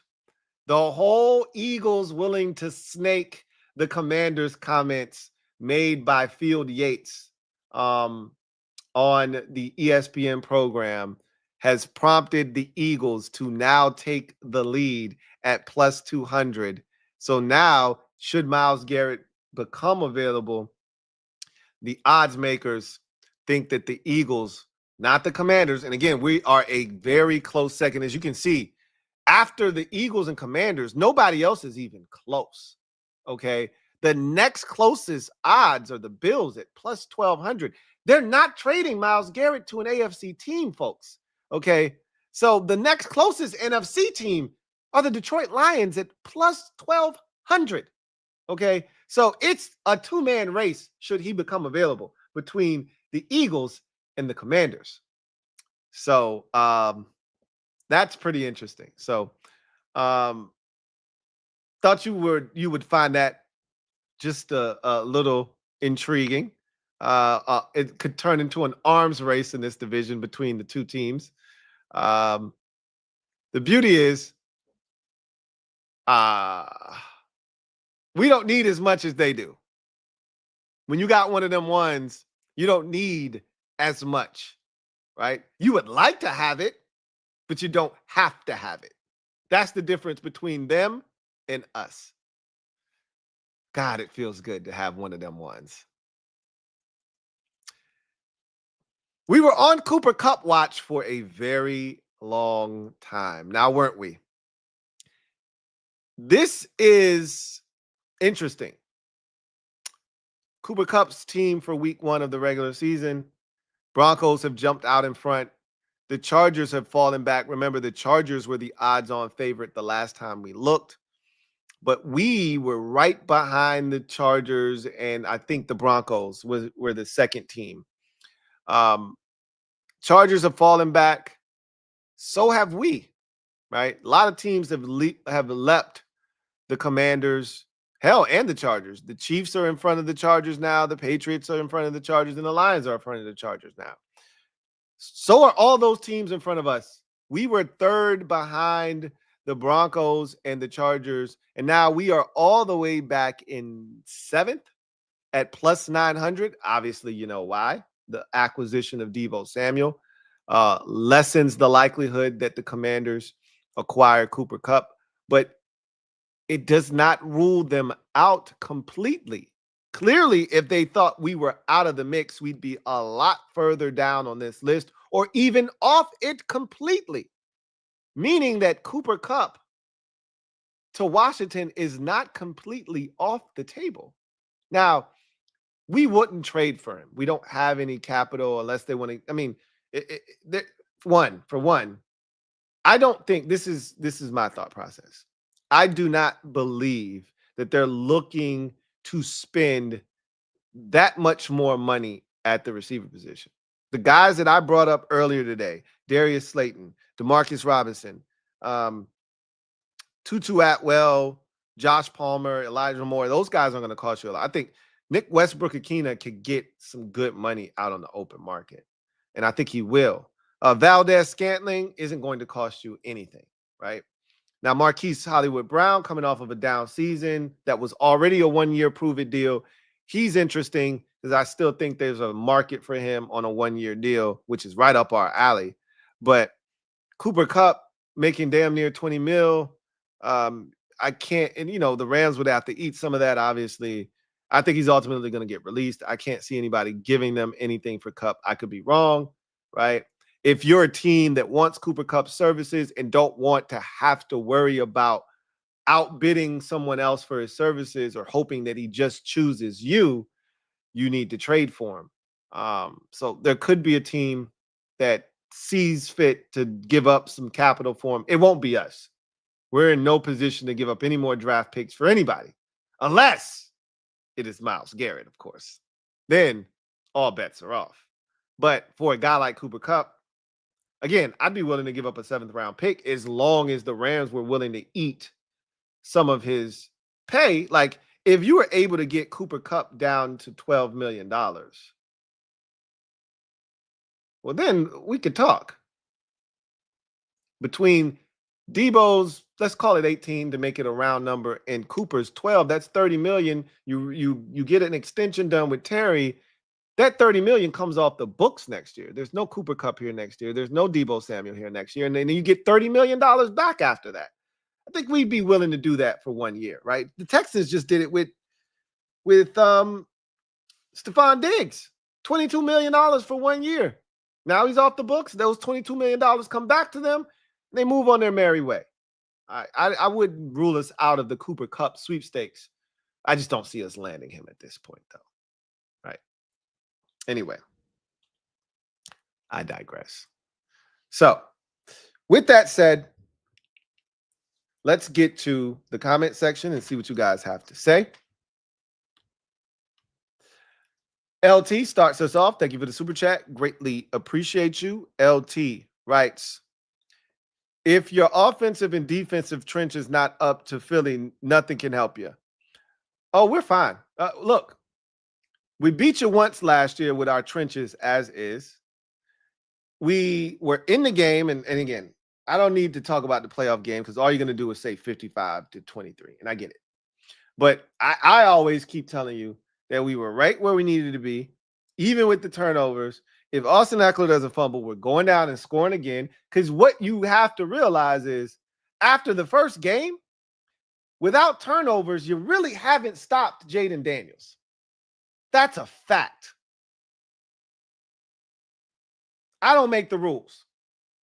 So I'm feeling damn good about my offense. Now, the defense, yeah, we got some work to do. We got some damn work to do. You're not wrong about that. Got some work to do if you want to stop Saquon Barkley. That is for certain. Jared Fromm, thank you for the super chat. Greatly appreciate you.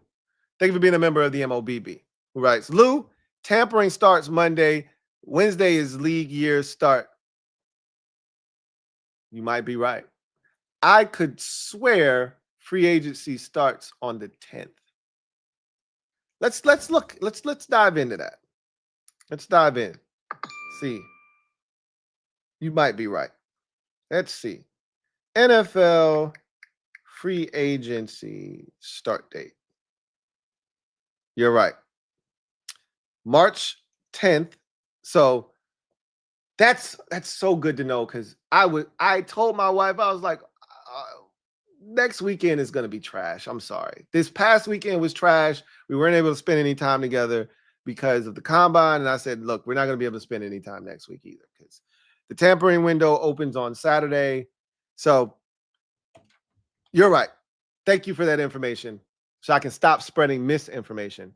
The new league year starts on the 12th. The tampering starts on the 10th. So that means teams are already talking to agents, and those conversations will be had on Saturday. We won't find out about them until Monday.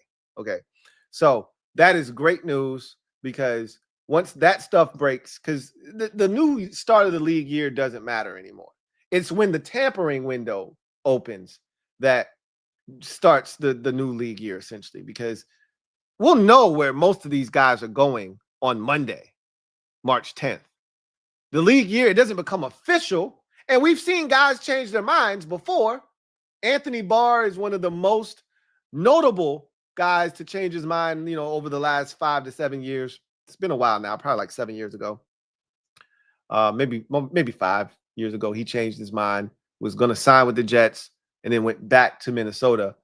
But that's rare. Most of the time, when these deals get agreed to in the tampering window, it just becomes official the start of the new league year, where they get these guys out to the facility to sign the contracts, et cetera, et cetera. So thank you for cleaning that up, because I kept saying Saturday.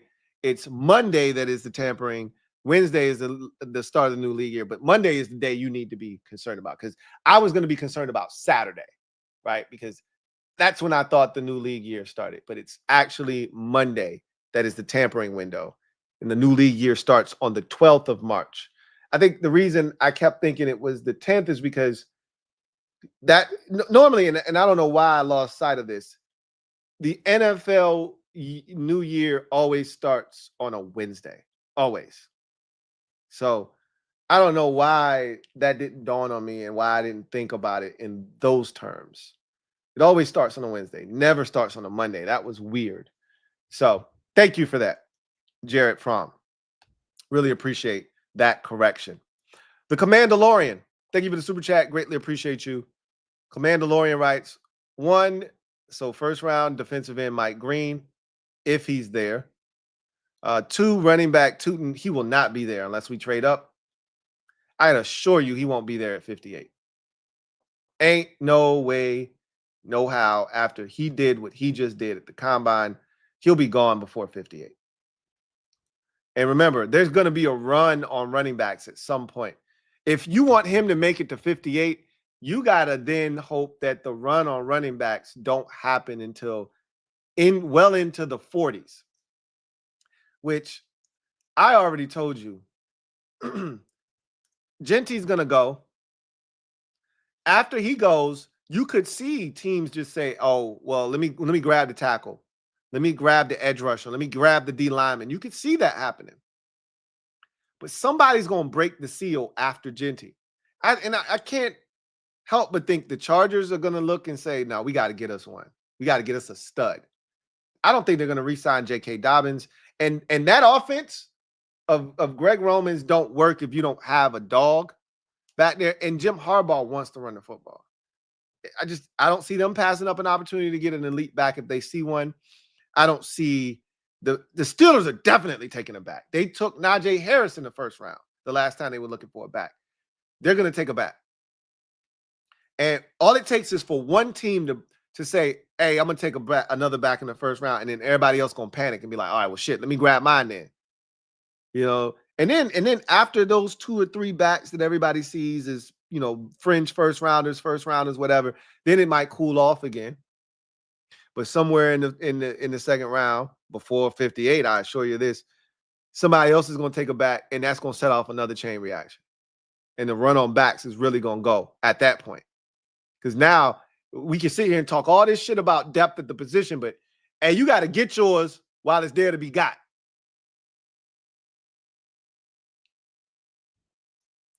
A wise man once told me, those who play hard to get don't get got. You sit there with your bullshit talking about, oh, it's a deep running back class. Oh, it's a deep. And then you're going to look up and all of the quality shit's going to be gone. And you're going to be left stuck with one of these, dudes that can do something, but it don't look like the rest of the stuff that was here. So Tootin is a guy that I think ran himself into the upper half of the second round, not the back half. But hey, look, who am I to shoot down your dreams?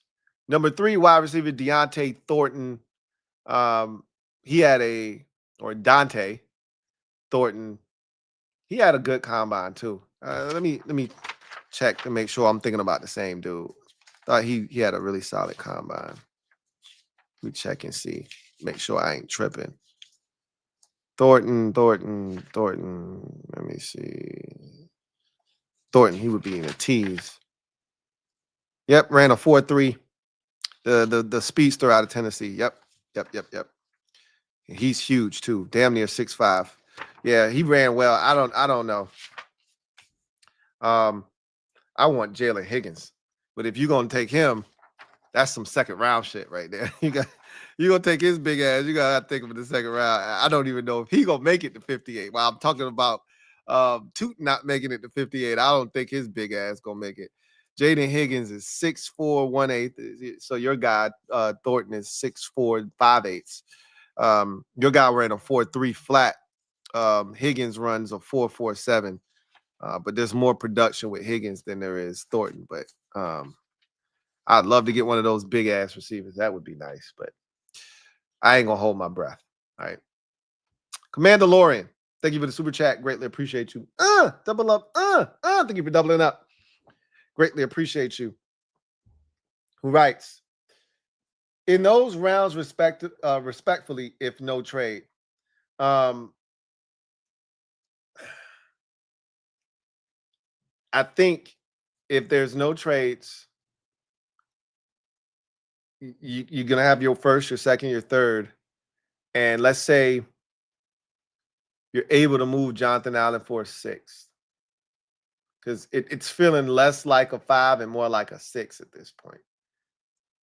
All it takes is one team to be like, yo, Jonathan Allen, yeah, I'm not. I give you a 4 for him.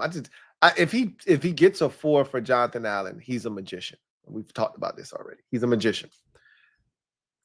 Anything after that, if he gets anything for him, you should just feel good about it.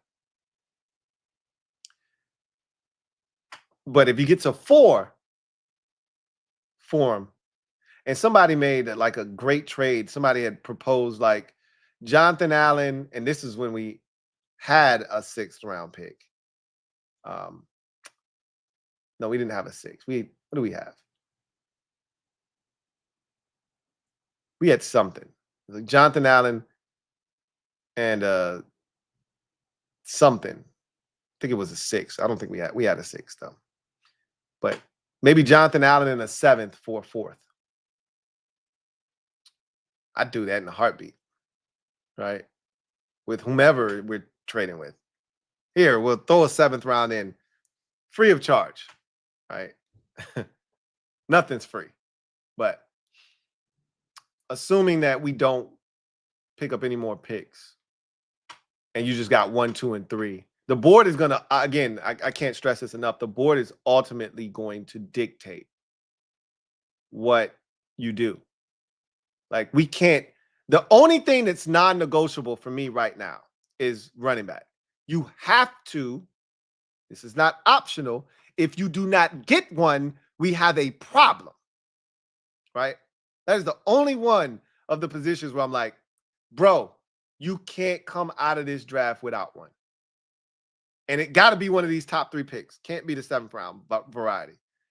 Kind of feel like receiver is another one. And then I think that last one, wherever it comes from, first, second, third, doesn't matter. It either has to be an edge rusher. I almost feel like those are the 3. If we were ranking the importance, you can put them in whatever order you like. I think it's running back, receiver, and edge are the 3 that you probably feel like you need to come away with. Because I think we can get by if they do what I said at corner, which they're going to do. They're going to sign a free agent corner and spend good money on it. And I think they're going to bring back Noah Igbenogany. I think they'd be remiss if they didn't. If you do that, you're good at corner. Assuming health, you're good at corner. You bring in another little veteran if you like. You got some guys on the roster that you're very fond of, whatever, right? You should be fine with those 4 and then add another guy in there. You don't have to draft a corner this year. And then you could attack the cornerback position next year, right? So edge rusher is the one where you're like, I don't know. You probably should do something right now, especially being that this is a really good draft of edge rushers. You probably should do something this year. But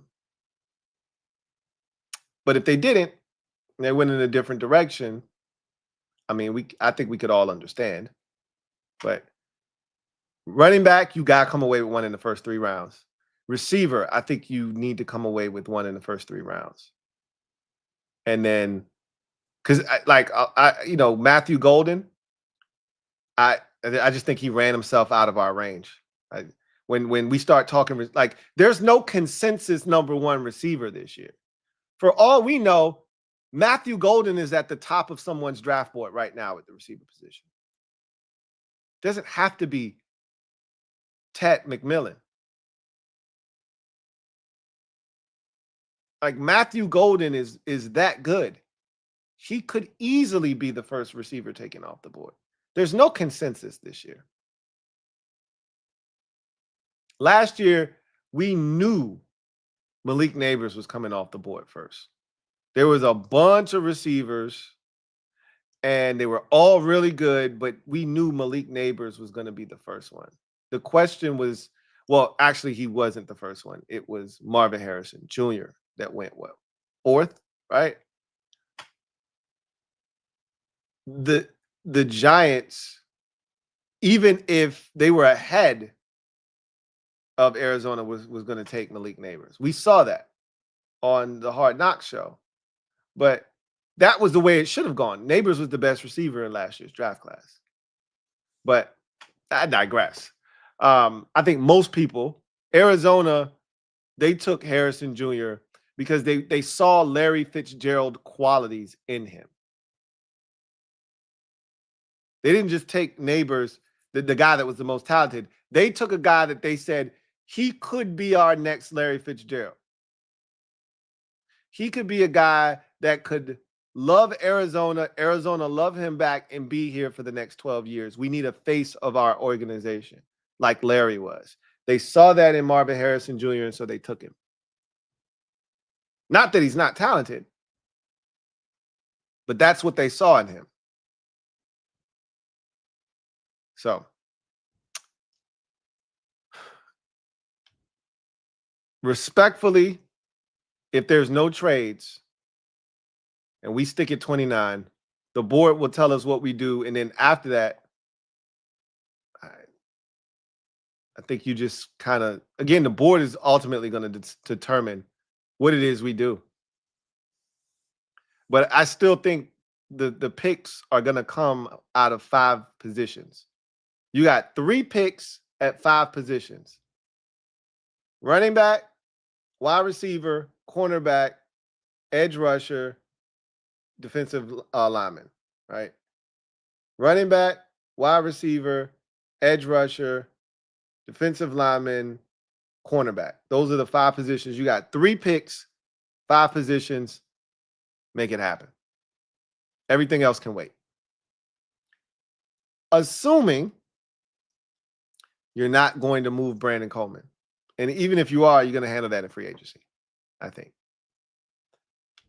Christopher McLaughlin, my guy, C-Mac, thank you for your generosity, gifting 10 brand new memberships to add new members to the best squad in the land, the mob. Y'all know what it is. Stand up. You're in the building, courtesy of our guy, Chris McLaughlin. Thank you so much for your generosity. Can't thank you enough for all that you do for the Louie T Network. Big shout out to my guy, Christopher McLaughlin, and the 10 newest members of the MOBB, courtesy of our guy, C-Mac. Christopher McLaughlin, thank you for the super chat. Greatly appreciate you. And once again, thank you for your generosity, and thank you for being a member of the MOBB, my guy, C-Mac.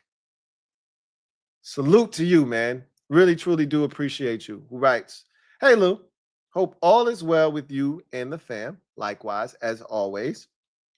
2 questions. What do you expect the starting O-line to be for this team with Cosme out, and why? 2, what is the biggest difference on defense for us compared to the Eagles' talent, execution, or inability to force turnovers, and why? So the Cosme question is one of the $1 million questions of the offseason. I contend that Cosme is going to be ready to start the season, but you have to prepare him. And Derek B said to me earlier, and I totally agree with this, I was never advocating for them not to be prepared. You have to have a contingency plan. You can't go off the assumption that Sam Cosmi is going to be ready week 1. You won't be remiss if you did that. You would be irresponsible if you did that. You can't assume that he's going to be ready. Let me say shit like that. I don't know if he's going to be ready. I just think he's going to be ready, right? A lot of time between now and September, all right? I think he'll be ready.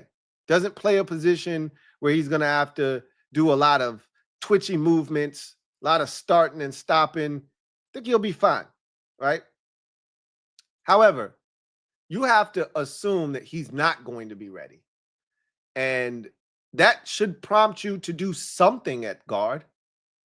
Not much. You don't have to do a ton. I'm not asking you to, invest a ton at the position, but you're going to have to do something.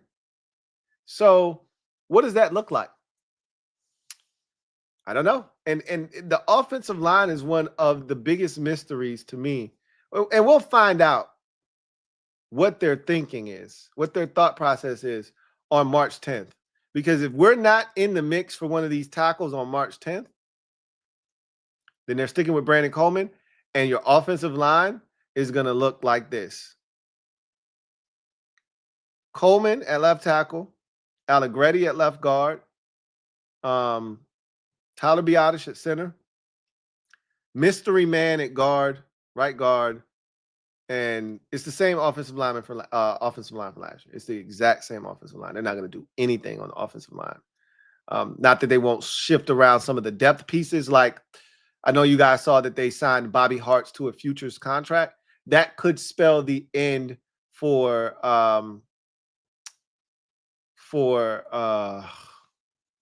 what's my man's name that caught the touchdown pass last year? I'm gonna look him up real quick. Trent Scott. That could spell the end of Trent Scott on this roster. Bobby Hart could take his spot next year, doing the same thing, right?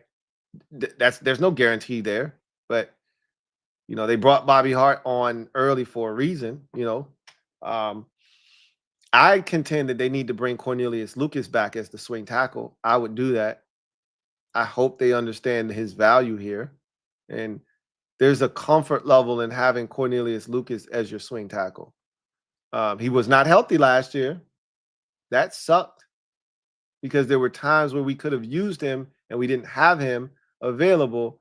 But for the most part, Cole Lucas is as reliable as it gets in terms of a swing tackle in the league, if you ask me. So I hope they see the value in Corn Luke and bring him back. But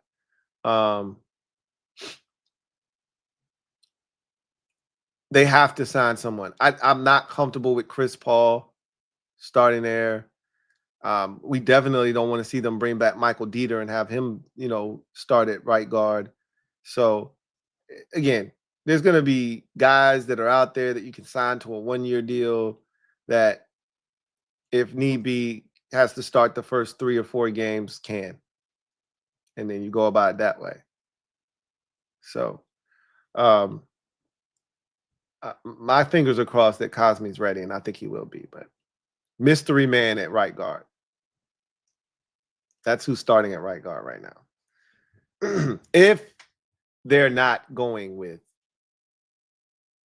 a different option at tackle. If Brandon Coleman is going to be replaced at tackle, then you already have your 5 guys. Coleman slides into the guard spot. You get your new tackle, and voila. And then when Cosmi is ready to come back, I think in the summer, while Cosmi's on the mend, you got Coleman working at both guard spots in the summer, both left and right guard.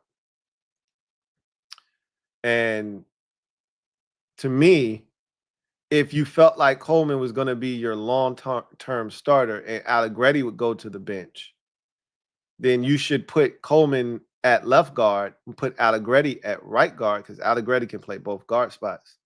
And it's not like you're messing up any continuity, because Coleman was the guy he played next to last year. Well, he's now no longer at tackle, so that doesn't matter.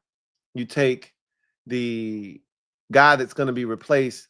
That's the guy you want at right guard because you know Cosme's coming back. As soon as he's ready, you're going to reinsert him. So whoever is starting at left guard for the remainder of the season, you want that guy in there. You don't want to put Coleman at right guard and then when Cosme comes back, you then put him at left guard. No, you put him at left guard. You put Allegretti at right guard, and when Cosme comes back, you then send Allegretti to the bench. That's what would happen to me. That's what would be ideal. I won't say that's what will happen. That's what would be ideal if they were going to go with a different tackle option, which I don't think is going to happen. As far as the second question, what is the biggest difference on defense for us compared to the Eagles? Talent, obviously, they have more talent on that side of the football. Execution, yes, execution. Inability to force turnovers, and why. All of those things, they have the edge on us, and I can explain why. So I don't need to explain to you the talent thing. There aren't many defensive tackles in the league better than Jalen Carter. They've got tremendous depth, way more than we do. We're not even in their stratosphere on the defensive line. They're going to let go of two guys on their defensive line, and they're still more talented than our defensive front. And it's not close, right? They're going to lose their defensive tackle, more likely than not. He could be back. But because it's such a deep defensive line class, they're probably willing to let him walk. Now, I saw that they are releasing their cornerback today, Darius Slay, which he was getting old anyway. Not getting, he is old, but they're going to lose Josh Sweat. They have no intentions of re-signing him. They tried to trade him last year, so he's as good as gone. Now the defensive tackle, he's a stud. He's a dog. But they also got like 18 dudes that are really good behind him. So Milton Williams is going to get paid, whether it's by the Eagles or not, we'll find out. But even if they lose Williams and Sweat, still light years ahead of us talent-wise. Ojabo, Jordan Davis, Jalen Carter, Nolan Smith, we can't touch them on the defensive line. Jalix Hunt came in and was getting pressure last year. We're not even, like I said, we're not even the same stratosphere. So talent-wise, they got us smoked. Execute, and that's just up front. And you go into the secondary, and I think the secondary kind of plays into the last part more so than talent. It's more so the execution and the ability to force turnovers. Their execution, I won't say it's flawless, but I just love how they play zone coverage. I always admire teams that play zone coverage on a string, meaning like everybody's doing their job. They're connected. You're not seeing lapses in, understanding of what the coverage is supposed to look like, how it's supposed to be played. If you're man matching, if you're pattern matching, guys are doing a great job of carrying guys in their zone, not just, hey, I'm guarding my patch of grass and guy runs into their zone, catches the football. No, they're attaching themselves to dudes that come into their zone and playing them, taking away windows, making those windows tighter, which we don't do, right? We play patches of grass, which is why you see wide open receivers, because we don't stay attached to dudes. They do. They do it really well, and so they make it tough on you. You have to damn near be perfect. I think about that pass that Jaden had in the playoff game to Diami on a 2nd and 19 after we had a loss of yardage. I don't know if it was a run play or what put us behind the sticks in that manner, but it was 2nd and 19, and he throws a laser beam right to Diami Brown in between three. I think I said 5. 3 Eagle defenders.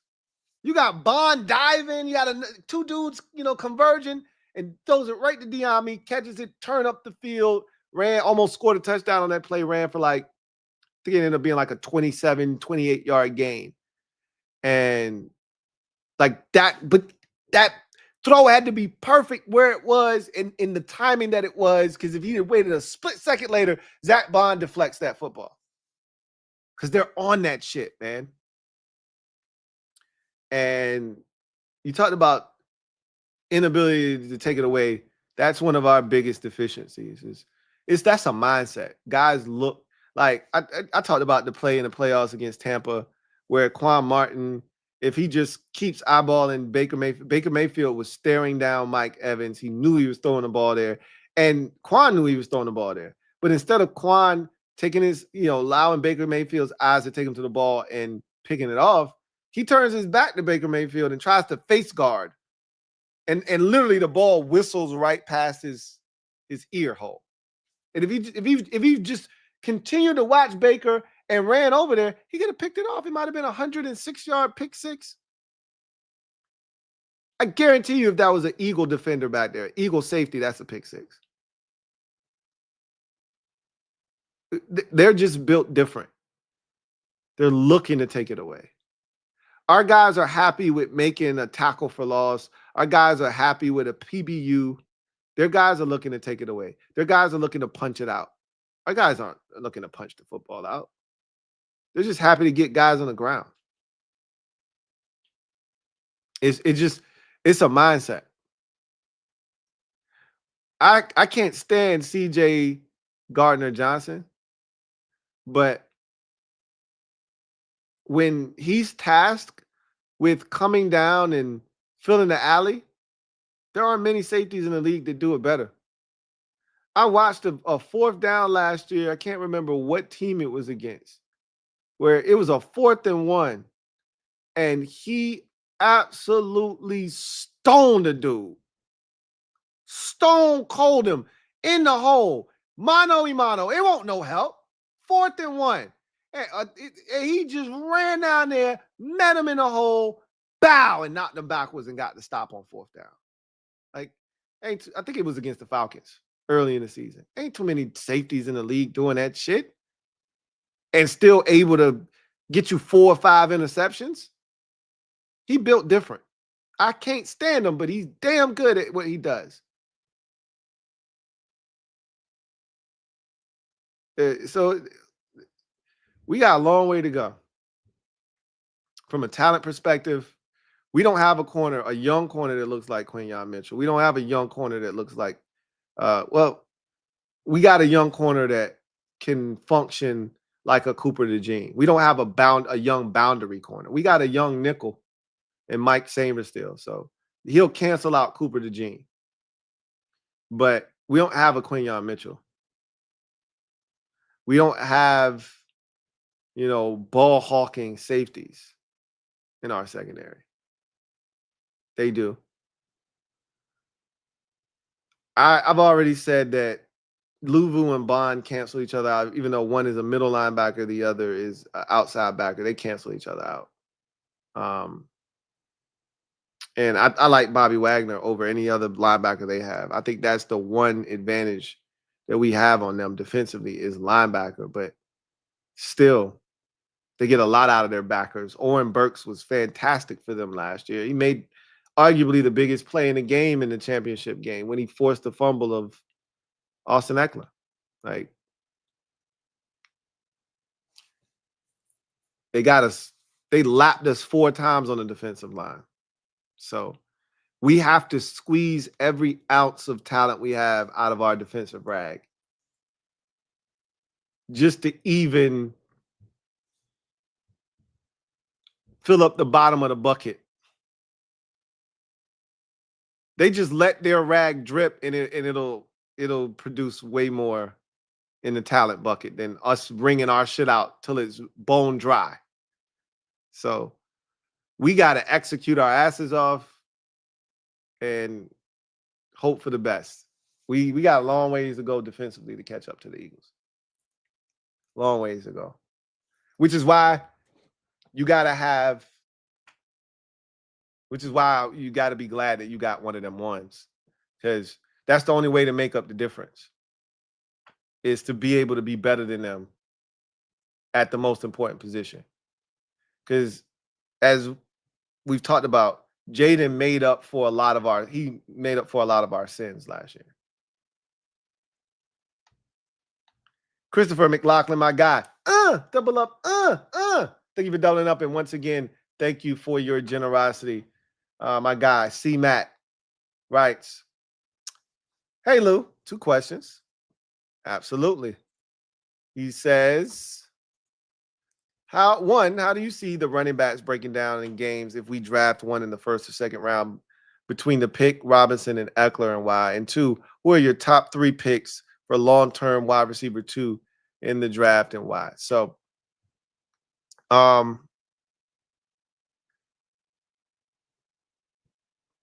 the first question about the running back breakdown, if you draft a running back in the first round, Robinson probably starts the season as the lead back, but by week 4 or 5, somewhere, eventually that dude's going to take over as the lead back. One Brian Robinson injury, one game where B-Rob ain't hitting, they put the young boy in there, and if he starts eating, that's it for B-Rob.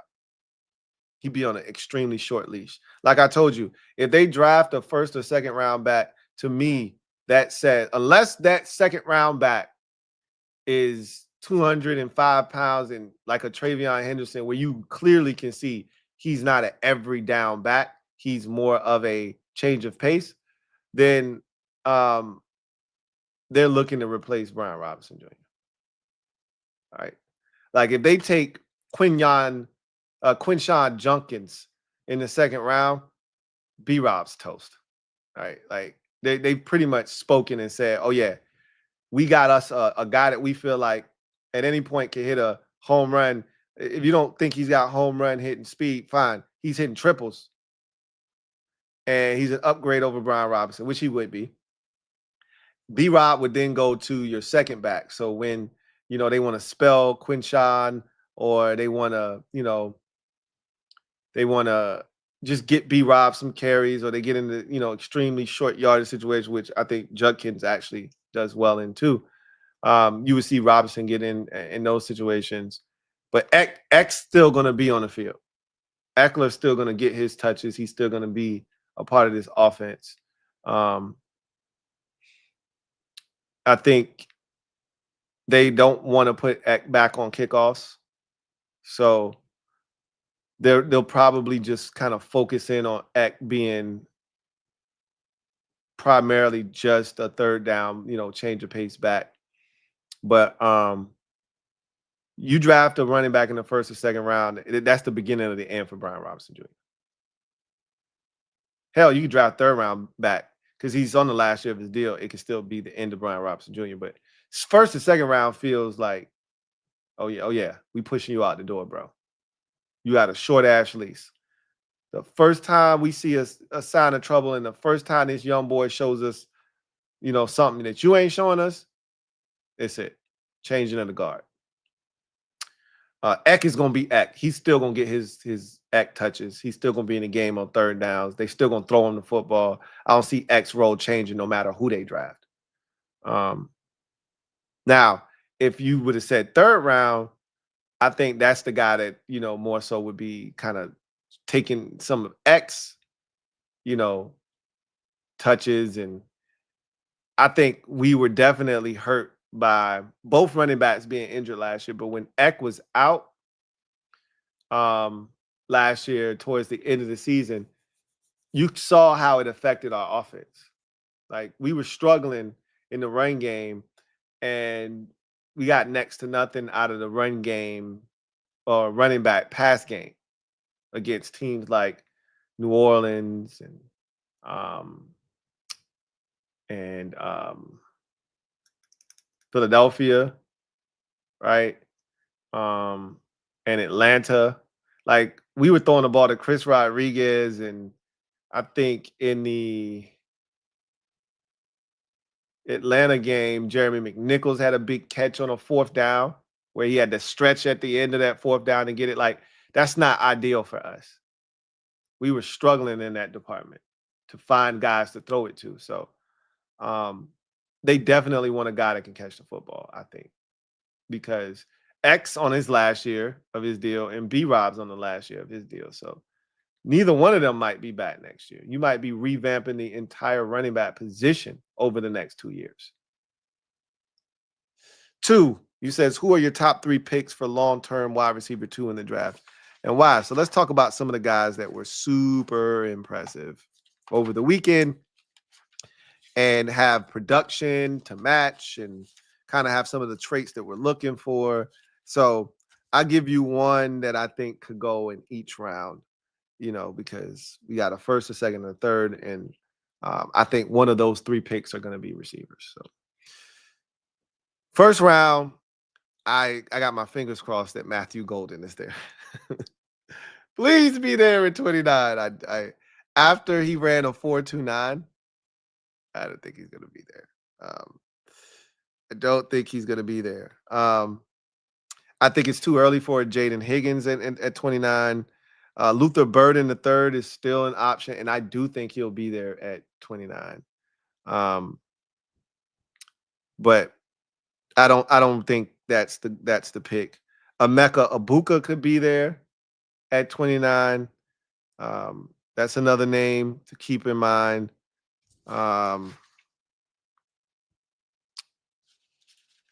Those are some of the names that I think make sense at 29 that I think will be there at 29. Let me make sure I'm not overlooking anybody that might be there. Yeah, those are the 2 guys at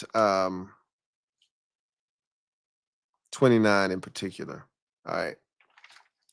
Now, you go to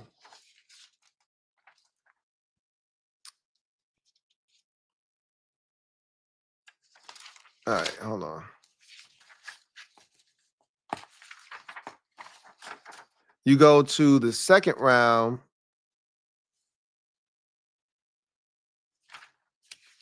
And let me go through my notes.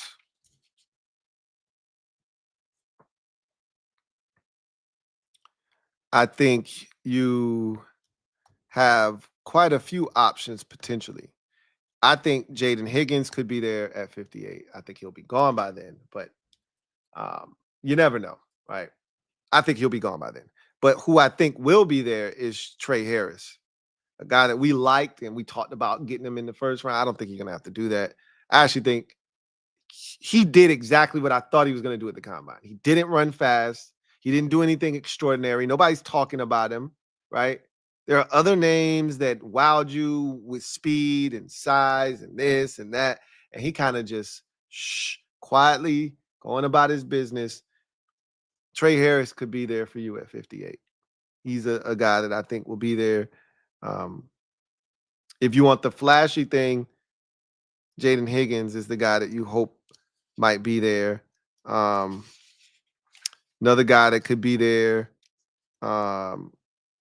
is Jalen Royals of Utah State, who had a solid showing at the combine. That's another guy that will potentially be there. He could be gone by then too, by the time you get to 58. But those are some names of some guys that I think are second round type receivers that should be available in that mix. And then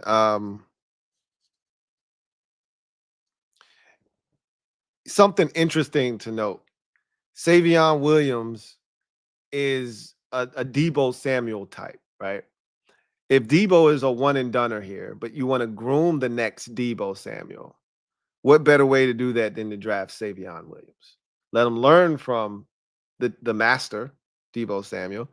Move on from Deebo next year, and then now you got a Deebo type guy. But again, do you really want clones on the roster now and not have a true number 2 receiver when you can actually draft a real receiver?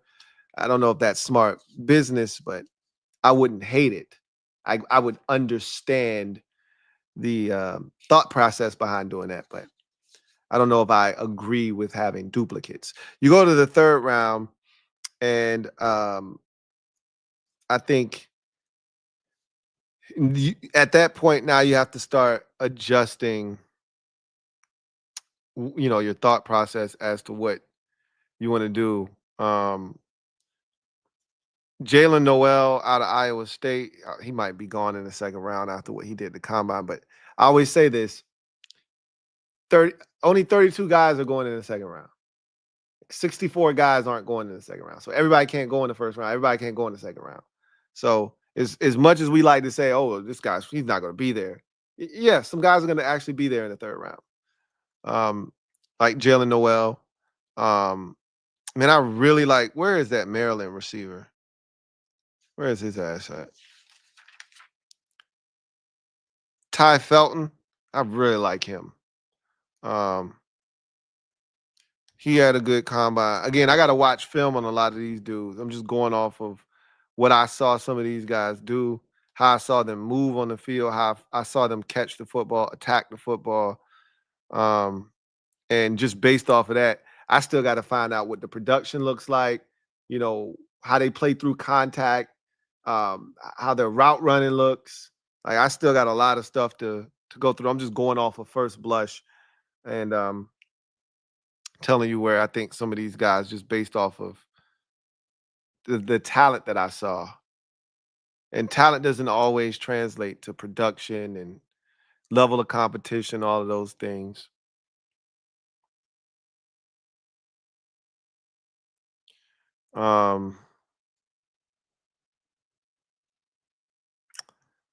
Pat Bryant ran really slow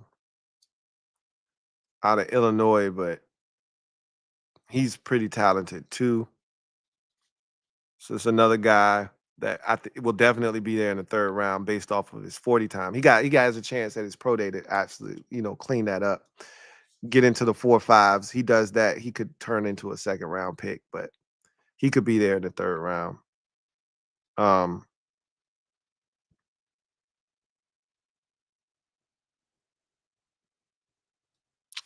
think there was one more guy.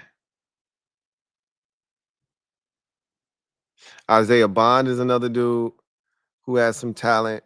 I think he'll be there in the third round. And I think, let me see, I thought I had one more guy.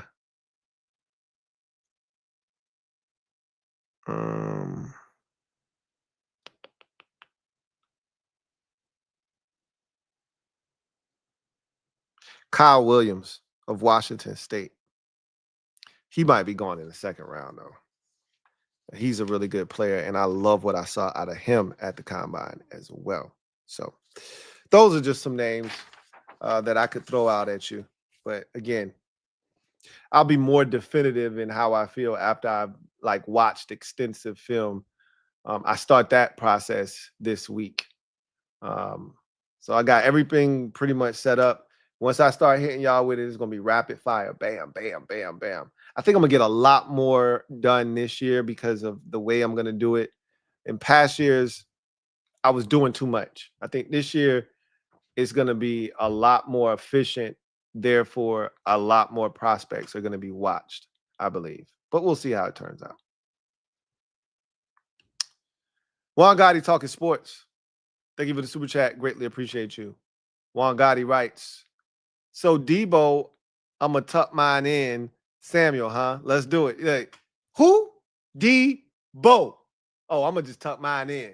That's always the way it's been for me, right? You just weren't paying attention to it because he didn't play here, and you might not have caught it when I was saying it on a podcast or on a post-game show, but it's always been Deebo. Who? Deebo. Oh, I'm going to just tuck mine in. Yeah, we snatching chains this year, man. My grandmama gave me that chain. We finna make people cry in the car on the way home. Juan Gotti talking sports. Double up. Thank you for doubling up. Greatly appreciate you. Who writes, apparently Jay asked for his release. I don't know if I'm buying that, though. Doesn't make sense he wants out after your best year since being here. 16 mil, though. I think he doesn't want out. I think he just wants to be paid. And I told you the worst enemy of a quality football player which Jonathan Allen is no guarantee money. That is the absolute sworn enemy of any good football player. Because if Jonathan Allen is working out this offseason and he re-tears that pec that he just had surgically repaired, and let's say that happens 2 days before the start of the season, or let's say that happens the week of the last preseason game, which they had no intentions of him playing in, but he was practicing. They could cut him. They could cut him. As long as he's not on the active roster come week 1, his money is not guaranteed. So that's why guys don't love going into the final year of their contract with no guarantees, because there's too much at risk. There's too much at stake. And he's at the point of his career now where he's got one more solid payday in front of him, and he knows it. The faster he can get to that, the better off it is for him. You wait, and last year was a great example of he can't afford to just assume that he's going to go through the season and stay healthy. He didn't this past year. Look at what happened to his season. Now, what if that's his contract year that happens? What if that happens this year? You can't take that and parlay that into a 3-year deal and get you that one final big bag. You can't do that. So you try to get out in front of that. You try to eliminate the prospects of not being able to get your money and having the risk of playing, and getting injured, and then there's no money. Nah. Dudes don't love that. Told you Trent Williams had that same issue with the 49ers last year. And he was willing to sit out. He sat out all the camp. And Trent Williams is up there in age, so he ain't really trying to be out there for camp. Anyway, 49ers understood that, which is why they won't trip him. But as soon as week 1 was about to roll around, they paid him that damn extension. They gave him that money because Trent won't play with their ass. So I get it. I understand from a business standpoint why he would want this. It's just bad timing on his part, because you went through all of this shit with us. We finally get good. This is what you've waited for. You got the right organization, the right guys in charge. This is what you wanted. And now, it sucks because the timeline don't line up for him. The timelines don't match. He sat through all the bullshit when he was in the prime of his career. Now that he's kind of going out of the prime of his career, we got good, and now he wants to be paid again. And they're like, nah, bro, can't do it. So he's like, well, trade me to somebody that will pay me. That's the hope. That's the goal. Just Andre, thank you for the super chat. Greatly appreciate you. Thank you for being a member of the MOBB, who writes, what cornerback fits what DQ wants and scheme fit? You talking about in the draft or in free agency? And I got the perfect corner in the draft. I was watching him, and I said, man, if that ain't a DQ corner, I don't know what is. Let me find his ass. I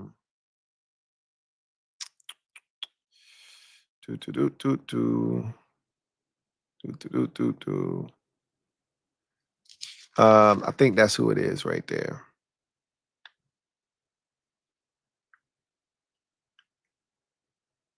Yeah. So there are going to be a couple of guys that I think I'm going to ultimately watch that may fit the bill. But the guy that I think has tremendous upside that I know they would love to work with is Darian Porter of Iowa State. 6'3", 195 pounds, ran a 4.3 40.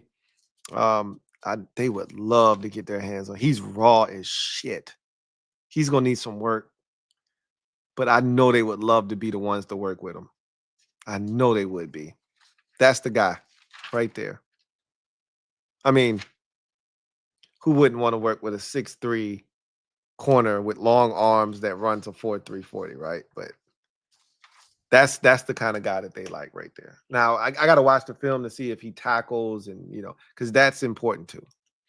This new day and age in the NFL where teams are isolating corners and forcing corners to tackle, you can't run. Like once upon a time, if you were a star corner, you didn't have to tackle. That's why we would talk about Deion making business decisions and all. You didn't have to.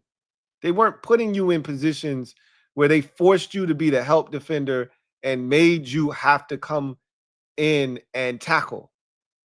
They're putting corners in positions where you have to step up and tackle. And if you don't, it's going to be apparent. Everyone's going to see it. Like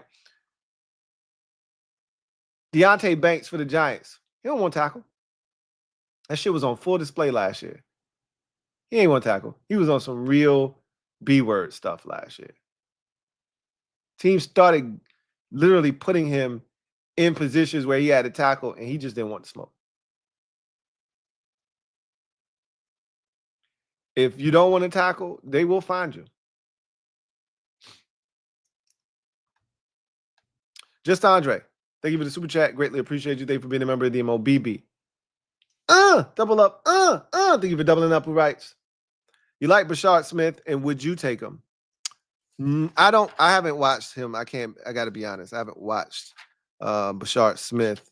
I've heard people talk about him quite a bit, but I haven't watched him, so I can't comment on him. But let me see where he's listed on my list of prospects that I got to watch. How far down is he? Let's see if I can spot him. He's currently way down the list, but I'll get to him. Let's see what he ran in the combine, because I know he ran fast at the combine. He ran really fast, which is what we expected. I think he was a little undersized, though. A little undersized for my liking. But let's see. Bashard Smith, 5'10", 194, 4'3", 940. He didn't do any field drills. That was the thing. So that's why I really didn't have a sense for him. He didn't do any field work. He just ran the 40 and he was done. So I didn't see how he moved out there. I didn't see him catch the football. He did run really fast, but at 194, he would be in that third down. Now, that's what we're looking for. That's what I'm looking for personally. And he'll be there in the third round. Like, he'll be there in the third round. That's the change of pace. Like, if they take a third round back, that's the kind of guy that I think they'd be looking to take. That's the kind of home run, threat you're looking for, right? A guy that you could throw a screen to, a guy that can win out of the backfield on a wheel route, up the sideline, a guy that you can throw it to on an arrow route, on an angle route, and he can win, and then it's a foot race, and he wins the foot race. That's what we need. That's the kind of guy that I'm looking for as a compliment to B-Rob. That exact type of running back. Now, again, I got to watch more of him, but at that size, that's a compliment. That's not a guy coming in to take B-Rob's spot this year. You know what I'm saying? So.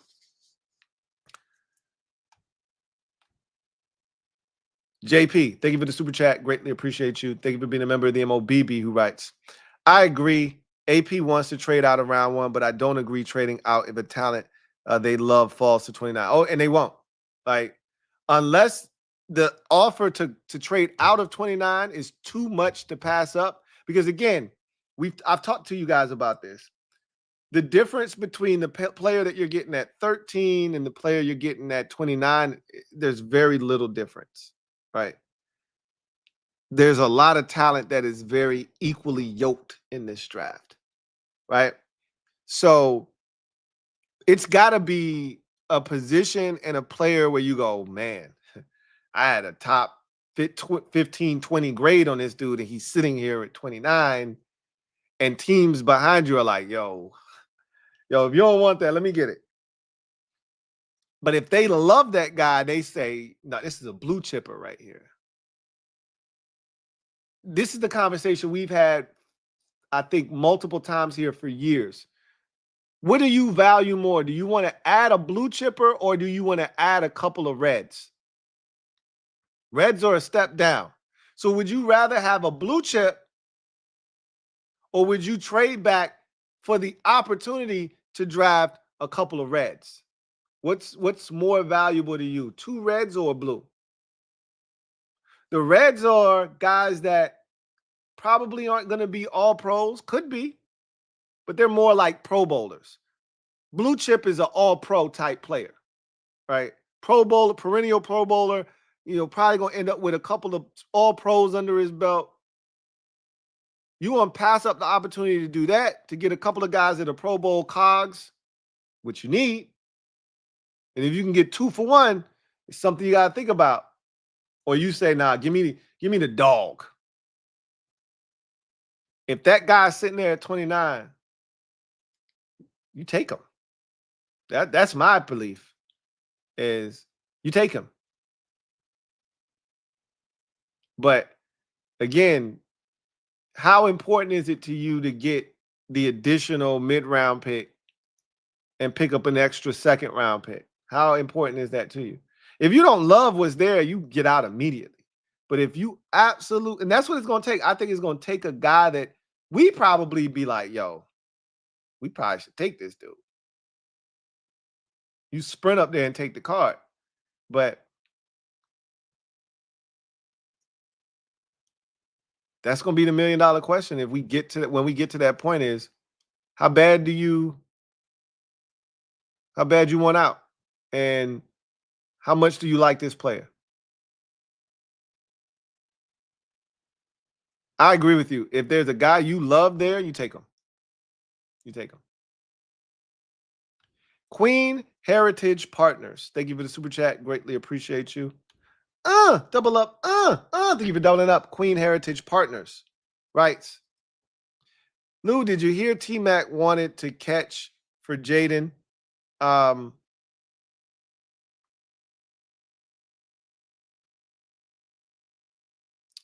don't know what you're referring to. I don't know what you've. Oh, yeah. Okay. I got you. You threw me off with the T-Mac. I was like, T-Mac? You talking about Teteroa McMillan? Yeah, I saw it when that video first came out. I watched it because I got clickbaited, but it was legit. But I got clickbaited. It said Teteroa McMillan wants to play with Jaden Daniels, and I'm like, did he say that? That prospects don't do that. So I clicked on it. They got me. He didn't say that, but he pretty much said that without saying it, right? Like, so you get to the end of this game they were playing, where they ask him a question and he's got to choose, right, an answer. And the first few questions was like, they asked him about, like, okay, so they were trying to figure out where he would end up getting drafted. So they asked him questions like, which restaurant would you, fast food restaurant? He chose Popeyes. And then they asked him about state birds, and he didn't know he was answering questions about state birds. Which one of these birds would you choose? He's like, bro, what kind of questions are these? Then they asked him about a flower, and he's like, flowers? Like, so he just picked one. He was looking at a board, and they just chose. And then when it was all said and done, he chose more things from New Orleans, so they said he'd be a Saint. So then they got into some questions where, who would you rather catch passes from? And they started off with, some names, and then he kept picking different guys. So if you pick the one guy, then she would keep that person and just add a new name. So for instance, the first one would might have been, I'm just gonna make it up. I don't know who the first question was, but it could have been, would you rather catch passes from Bo Nix or Michael Penix Jr.? And so he might have said Bo Nix. Then he was like, I do remember they asked him Caleb Williams or Drake May, and he picked Drake May, and she was surprised. So she was like, over Caleb Williams? And he was like, yeah. And she was like, why? And he was like, I don't know. I just guess I think Drake May would be a better guy to catch passes from. I don't know. He didn't know. He just picked Drake May. So she was like, okay. So she went Drake May and Jaden Daniels. He picked Jaden Daniels. So then she was like, all right, I'm about to get Jaden the hell up out of here. So she went, Jaden Daniels and might have been like Jalen Hurts. And he was like, Jaden Daniels. And then she was like, okay, Jaden Daniels or Lamar Jackson. And she thought that was going to get him. He was like, ooh, that's tough. I got to go with Jaden. Jaden Daniels or Joe Burrow. Jaden Daniels. Jaden Daniels or Patrick Mahomes. He's like, oh, I got to go with Jaden Daniels. And so she asked him, and he just kept picking Jaden Daniels over every quarterback. Jaden Daniels was his answer. She was like, why do you want to play with Jaden Daniels? And so she's like, he's young like me. This is the Jaden Daniels effect I was talking about. Now, Tet isn't coming here. He doesn't get to choose where he goes. But that's the mindset. Young boy coming in the league. We saw Luther Burden on his social media account say he wanted to play here in Washington with Jaden Daniels. That's the Jaden Daniels effect. Like, it's just different. And he's like, he young, he got that swag, but most importantly, he was like, he from LA, he from Cali, and he represent Cali. He hold us down. And so that's my guy. So, if you from around the same area, you're gonna rep and you're gonna hold it down. And so that's pretty much what Tet was saying. But it was just crazy. He picked Jaden over everybody. And when I say everybody, I mean Mahomes, Allen, Jackson, Burrow, you name it. He chose Jaden Daniels over those dudes. So yeah, it was crazy. Miggy, thank you for the super chat. Greatly appreciate you. The Miggity, Matt. Bow. Right. Sup, Lou? Sup, Miggy? I think we should go in on running back in round 1 or RB1 if that talent is there for us. The 2026 running RB1 is not on this roster as of right now. Maybe RB2 isn't either. What do you think? No, that's facts. That's as of right now, without the draft. Yeah, there's a real chance that, because I just told you, this is the last year of both B-Rob and Austin Eckler's deal. So you could, theoretically speaking, be cleaning house at the position next year, and the only guy left standing is the back that you draft this year. You go draft another one or two next year, right? And you fill out the room and go about it that way. I don't know if they, because one thing in San Francisco that I saw was that every year they were drafting backs. It felt like every year it was Elijah Mitchell, and it was Jordan Mason, and it was the kid they drafted last year out of Louisville. What's the name of the damn running back that they just drafted? We were looking at him last year because he had speed. I don't remember his damn name, but he ended up having to play, a lot of snaps for him this year because of all the injuries they had. But it's just like every year they take a back, it feels like. Every year they take a back. So I wonder if that's going to be what we start doing. Sometimes when you look at San Francisco and the way they constructed their roster and how they go about their business, you can't just assume that that's all Adam Peters. We can't do that. A lot of times we like to do that, but he wasn't in charge. He was an assistant. So he had input, but that doesn't mean that the decision ultimately was made because he said so or because he thought that way. He could have been against drafting all of those running backs the way that they did. Isaac Garendo is the name of that running back from last year. So that might not be his philosophical approach. That might be more of a John Lynch thing.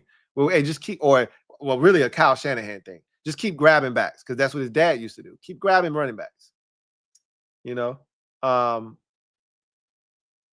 Or maybe that is an Adam Peters thing where you just keep grabbing running backs. He subscribes to that, or that's something he picked up in San Francisco. Always need a back. Just keep grabbing them. So we'll see. But there's a very realistic possibility that RB1 or 2 might not be on the roster. Like B-Rob could be back. Eck could be back after this year. Or neither one of them could be back. The guy that we draft this year is definitely RB1 or 2 next year, without question. without question. The question is he RB1 or RB2? Rocky D, been a member for 27 months. Writes, JA cap space can compensate most of Deebo's cap hit. Facts. Jay's is a little bit over 16. Deebo's is 17 and a half. So right there, it essentially evens out. The question is, can you get your pick back? You gave up a fifth in order to do it. Can you get your pick back? That's the real question now. The money was never the issue, and moving on from Jonathan Allen might have made it even more feasible for them to trade for Deebo, knowing that they were going to get their $16 million back from the Jonathan Allen move, regardless. Maybe that made it more feasible for them to do it. But now we're talking about that draft capital. Can we find a way to get some kind of pick back for Jonathan Allen? This is where we need Chef P to be Chef P, and we need him to cook. This is when we need him to do that. So we'll see if he can get that done or not. Anyway, I digress. I've talked your head off long enough. Let me know what you think down in the comment section about anything I've said tonight. I think the plan is clear.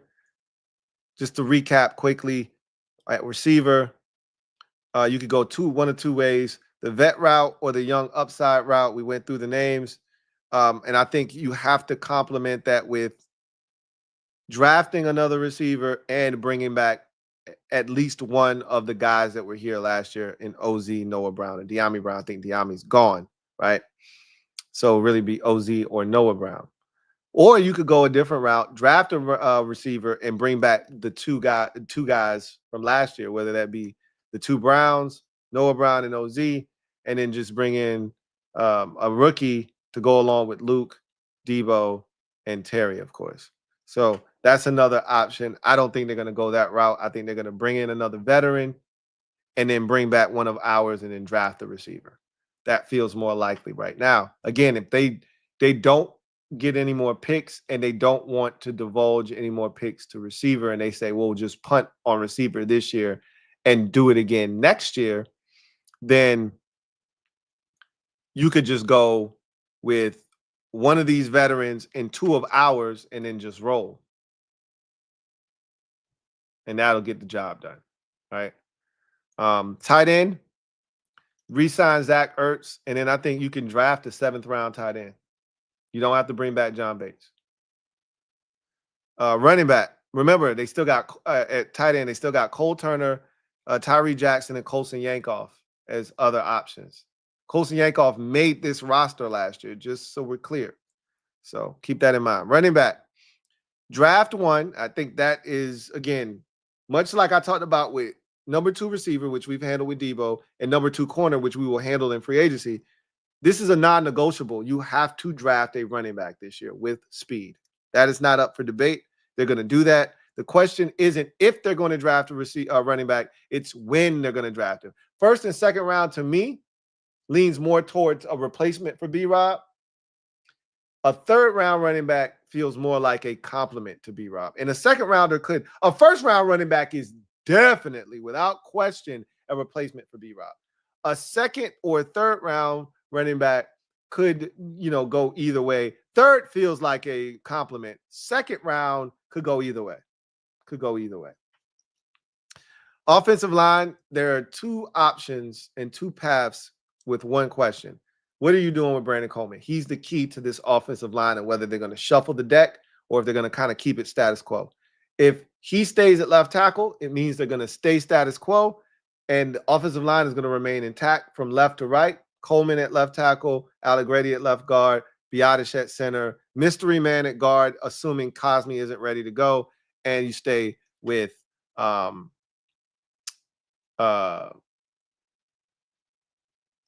Wiley at right tackle. If BC kicks inside to guard, now we cooking, with a whole different, setup. That means you're going to attack free agency at the tackle position. You're going to get you a tackle. Those two options are Ronnie Stanley and Cam Robinson, I believe. One of those two will slide in at left tackle. I think at that point, you should be taking Brandon Coleman, putting him at left guard, because that's probably going to be his new home, and you don't want him moving around a ton. Allegretti would then go to right guard, because once Sam Cosmi is healthy, that's the guy, of course, who would be coming out of the lineup. So your line would look something like Cam Robinson or Ronnie Stanley at left tackle, Brandon Coleman at left guard, Tyler Biadasz at center, Nick Allegretti / Sam Cosmi until he's ready at right guard, and then Andrew Wiley at right tackle. You go to the defensive side of the football. Defensive tackle, you can draft one or you can sign one and be done with it. You could do both. You could sign one and turn around and draft another one and feel good about it. That's up to you. But I only see them doing one of the two. Either draft a guy at the defensive tackle position or sign one. Edge rusher, this is where you have to do things. This is not optional. Defensive tackle is optional. Edge is not. I think that they have to do something in free agency, whether that's bring back Jalen Holmes and then draft a guy, or I think signing a guy like Chauncey Golston from Dallas won't cost you a ton.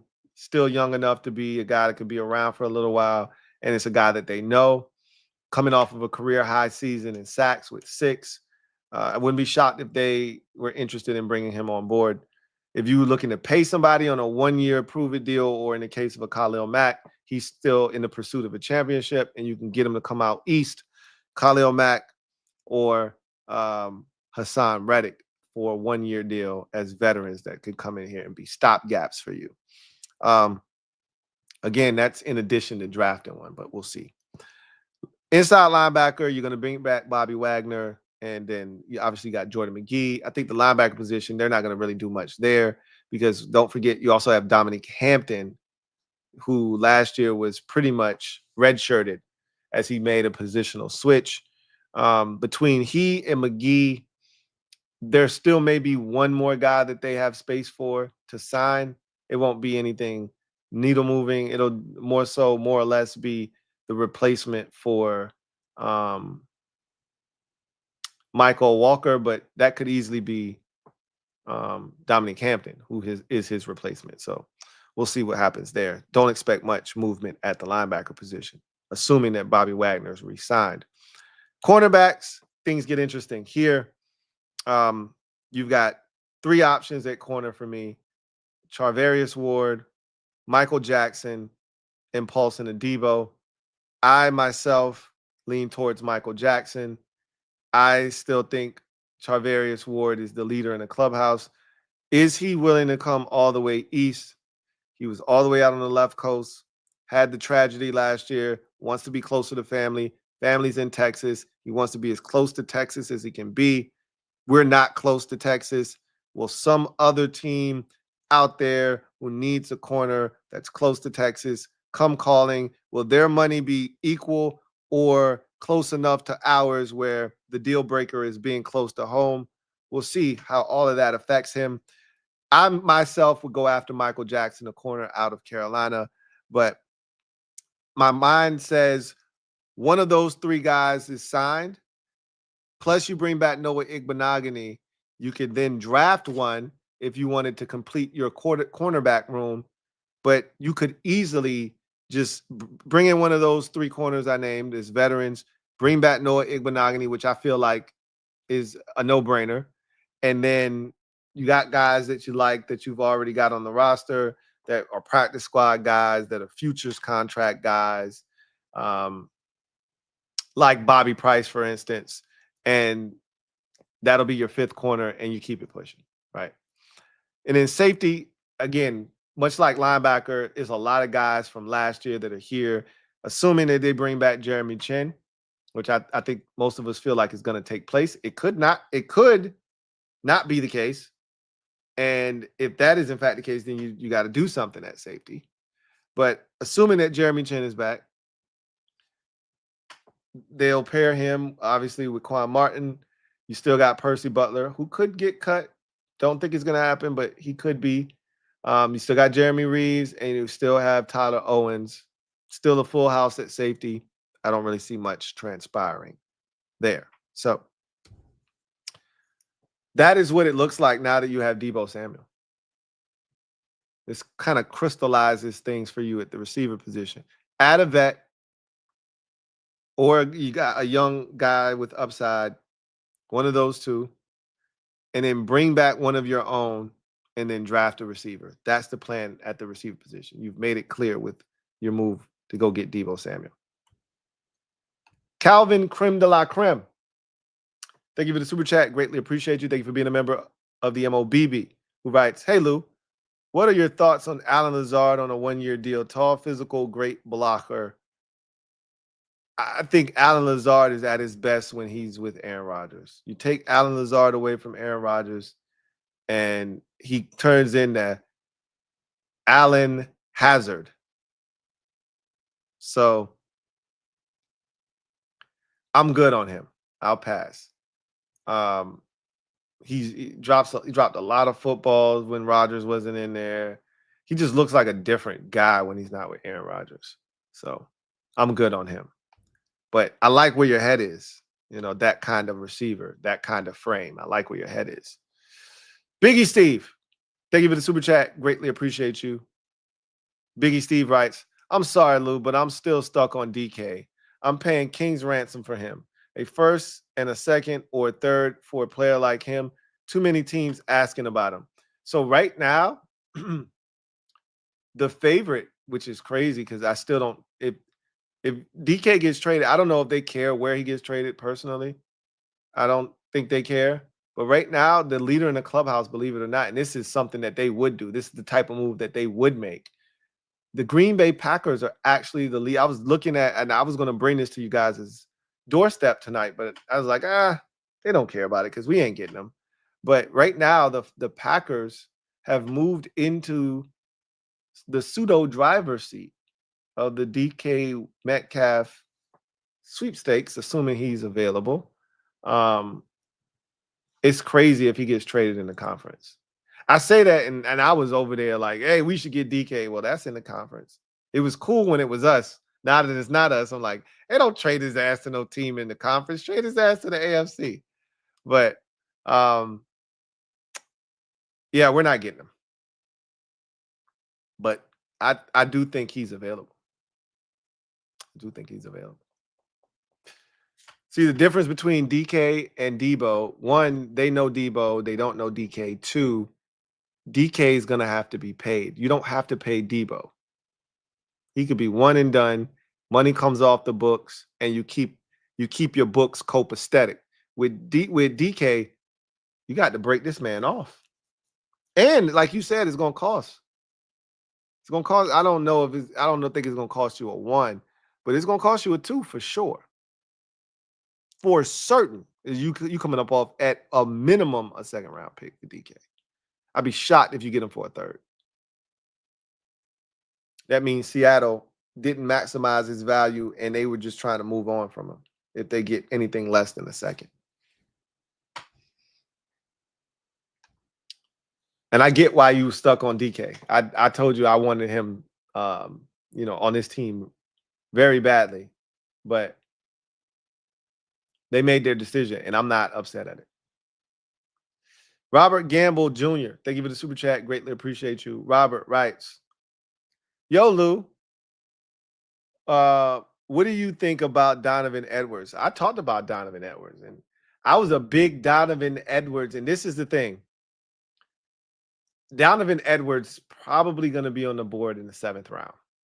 More likely than not, he'll be there in the 7th round.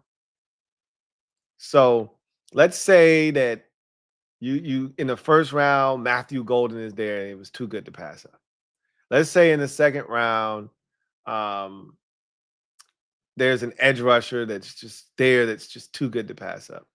And let's say you get to the 3rd round, and what do you know? You look up and the Iowa State corner is there that you really like this kid and you want to work with him. And the beauty is you already signed a veteran in free agency. You still got Marshawn Lattimore. This kid doesn't have to play this year because he's not ready to, but he's 6'3",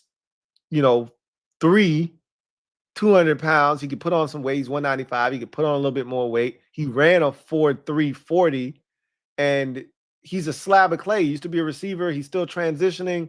You get to help him with that process while not putting the pressure on him to have to come in and play right away. And you say, well, looks like we struck out at running back because there were other positions that we loved more with better value. A guy like Donovan Edwards will be there in the 7th round to take out of Michigan. Not ideal, but he can run fast in a straight line, which is what we need. What did he run at the combine? I think he ran, a 4.46, 4.47, 4.48, something like that. Let's check and see. He ran a 4.44, even better, at 5'11" and some change, 205. So, like I said, this is such a deep running back draft class. There will be options. Now, you wait to the 7th round, it ain't going to look nothing like a 3rd or a 2nd or a 1st round option, but it's speed, and that's what we want the most. So, there will be options available. There will be options, but for a lot of people, that's settling. That's settling. I'm not going in here with any preconceived notions. I just said we got to come away with a bat, and getting one in the 7th round is coming away with a bat. You have to come away with a running back in this draft. The board is going to dictate what gets done. And if they see fit to stay away from running back until the 7th round, so be it. I've said this already. I'm going to say it again.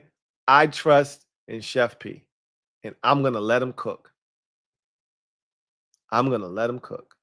How dare I ask him to make me this delicious meal, but don't let him pick the groceries? Nah, I ain't doing that. You make whatever you see fit to cook, and you buy whatever ingredients you need to make that happen. I'll be here at the dinner table with my napkin tucked in my shirt, fork in one hand, knife in the other, ready to devour whatever you put in front of me. Let them cook. Let them cook. So Donovan Edwards, I can just say this, had a down year this year. Teams weren't too thrilled with his contact balance, which is really big for me. He didn't run effectively in between the tackles, but he's still explosive and dynamic in space. That doesn't change. But he's not breaking tackles. He wasn't physical. The vision wasn't as good as people would have liked it to have been. So he took a massive step backwards. I told him to bring his ass out last year if at all possible. He went back to Michigan. I don't know if he could have come out last year or not after the national championship, but it would have been in his best interest because his stock is a lot lower now than it was. That man was on the NCAA cover. That's how dominant he was in that championship game last year with the 2 touchdown runs against Washington. Maybe it was a jinx.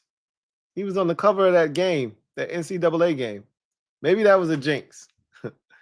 Maybe he's still really good. He just had to take that L because he was on the cover. Maybe. Sean Hawk, thank you for the super chat. Greatly appreciate you. Thank you for being a member of the MOBB. My guy, writes, don't forget about Noah Brown. I got him over here. Ozzie and Noah Brown. I talked about those guys potentially being back. Like, you sign either one of the vets or one of the young upside receivers, and then you got to bring back one of ours. Or they could just go with 2 of ours and draft a guy.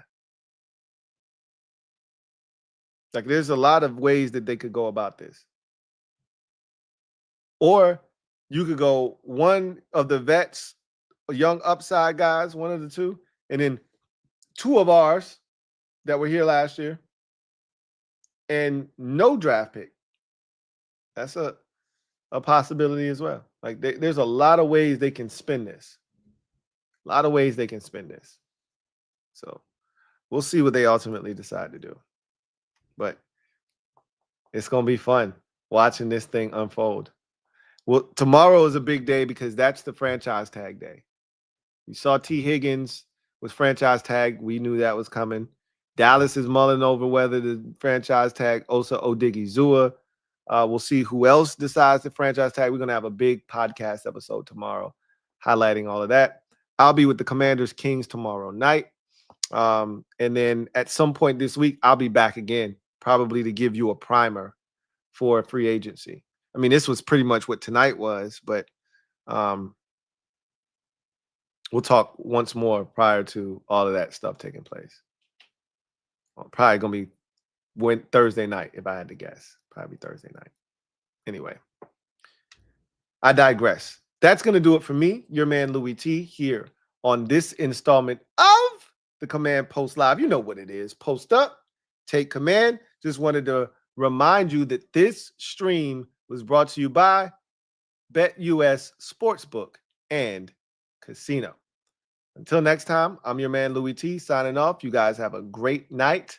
Take care, and we will do this again later on in the week. Commanders Kings ride again tomorrow night. Meanwhile, the LouieTeeNetwork podcast is going to be crazy tomorrow. So I'll see you for that. God bless and good night.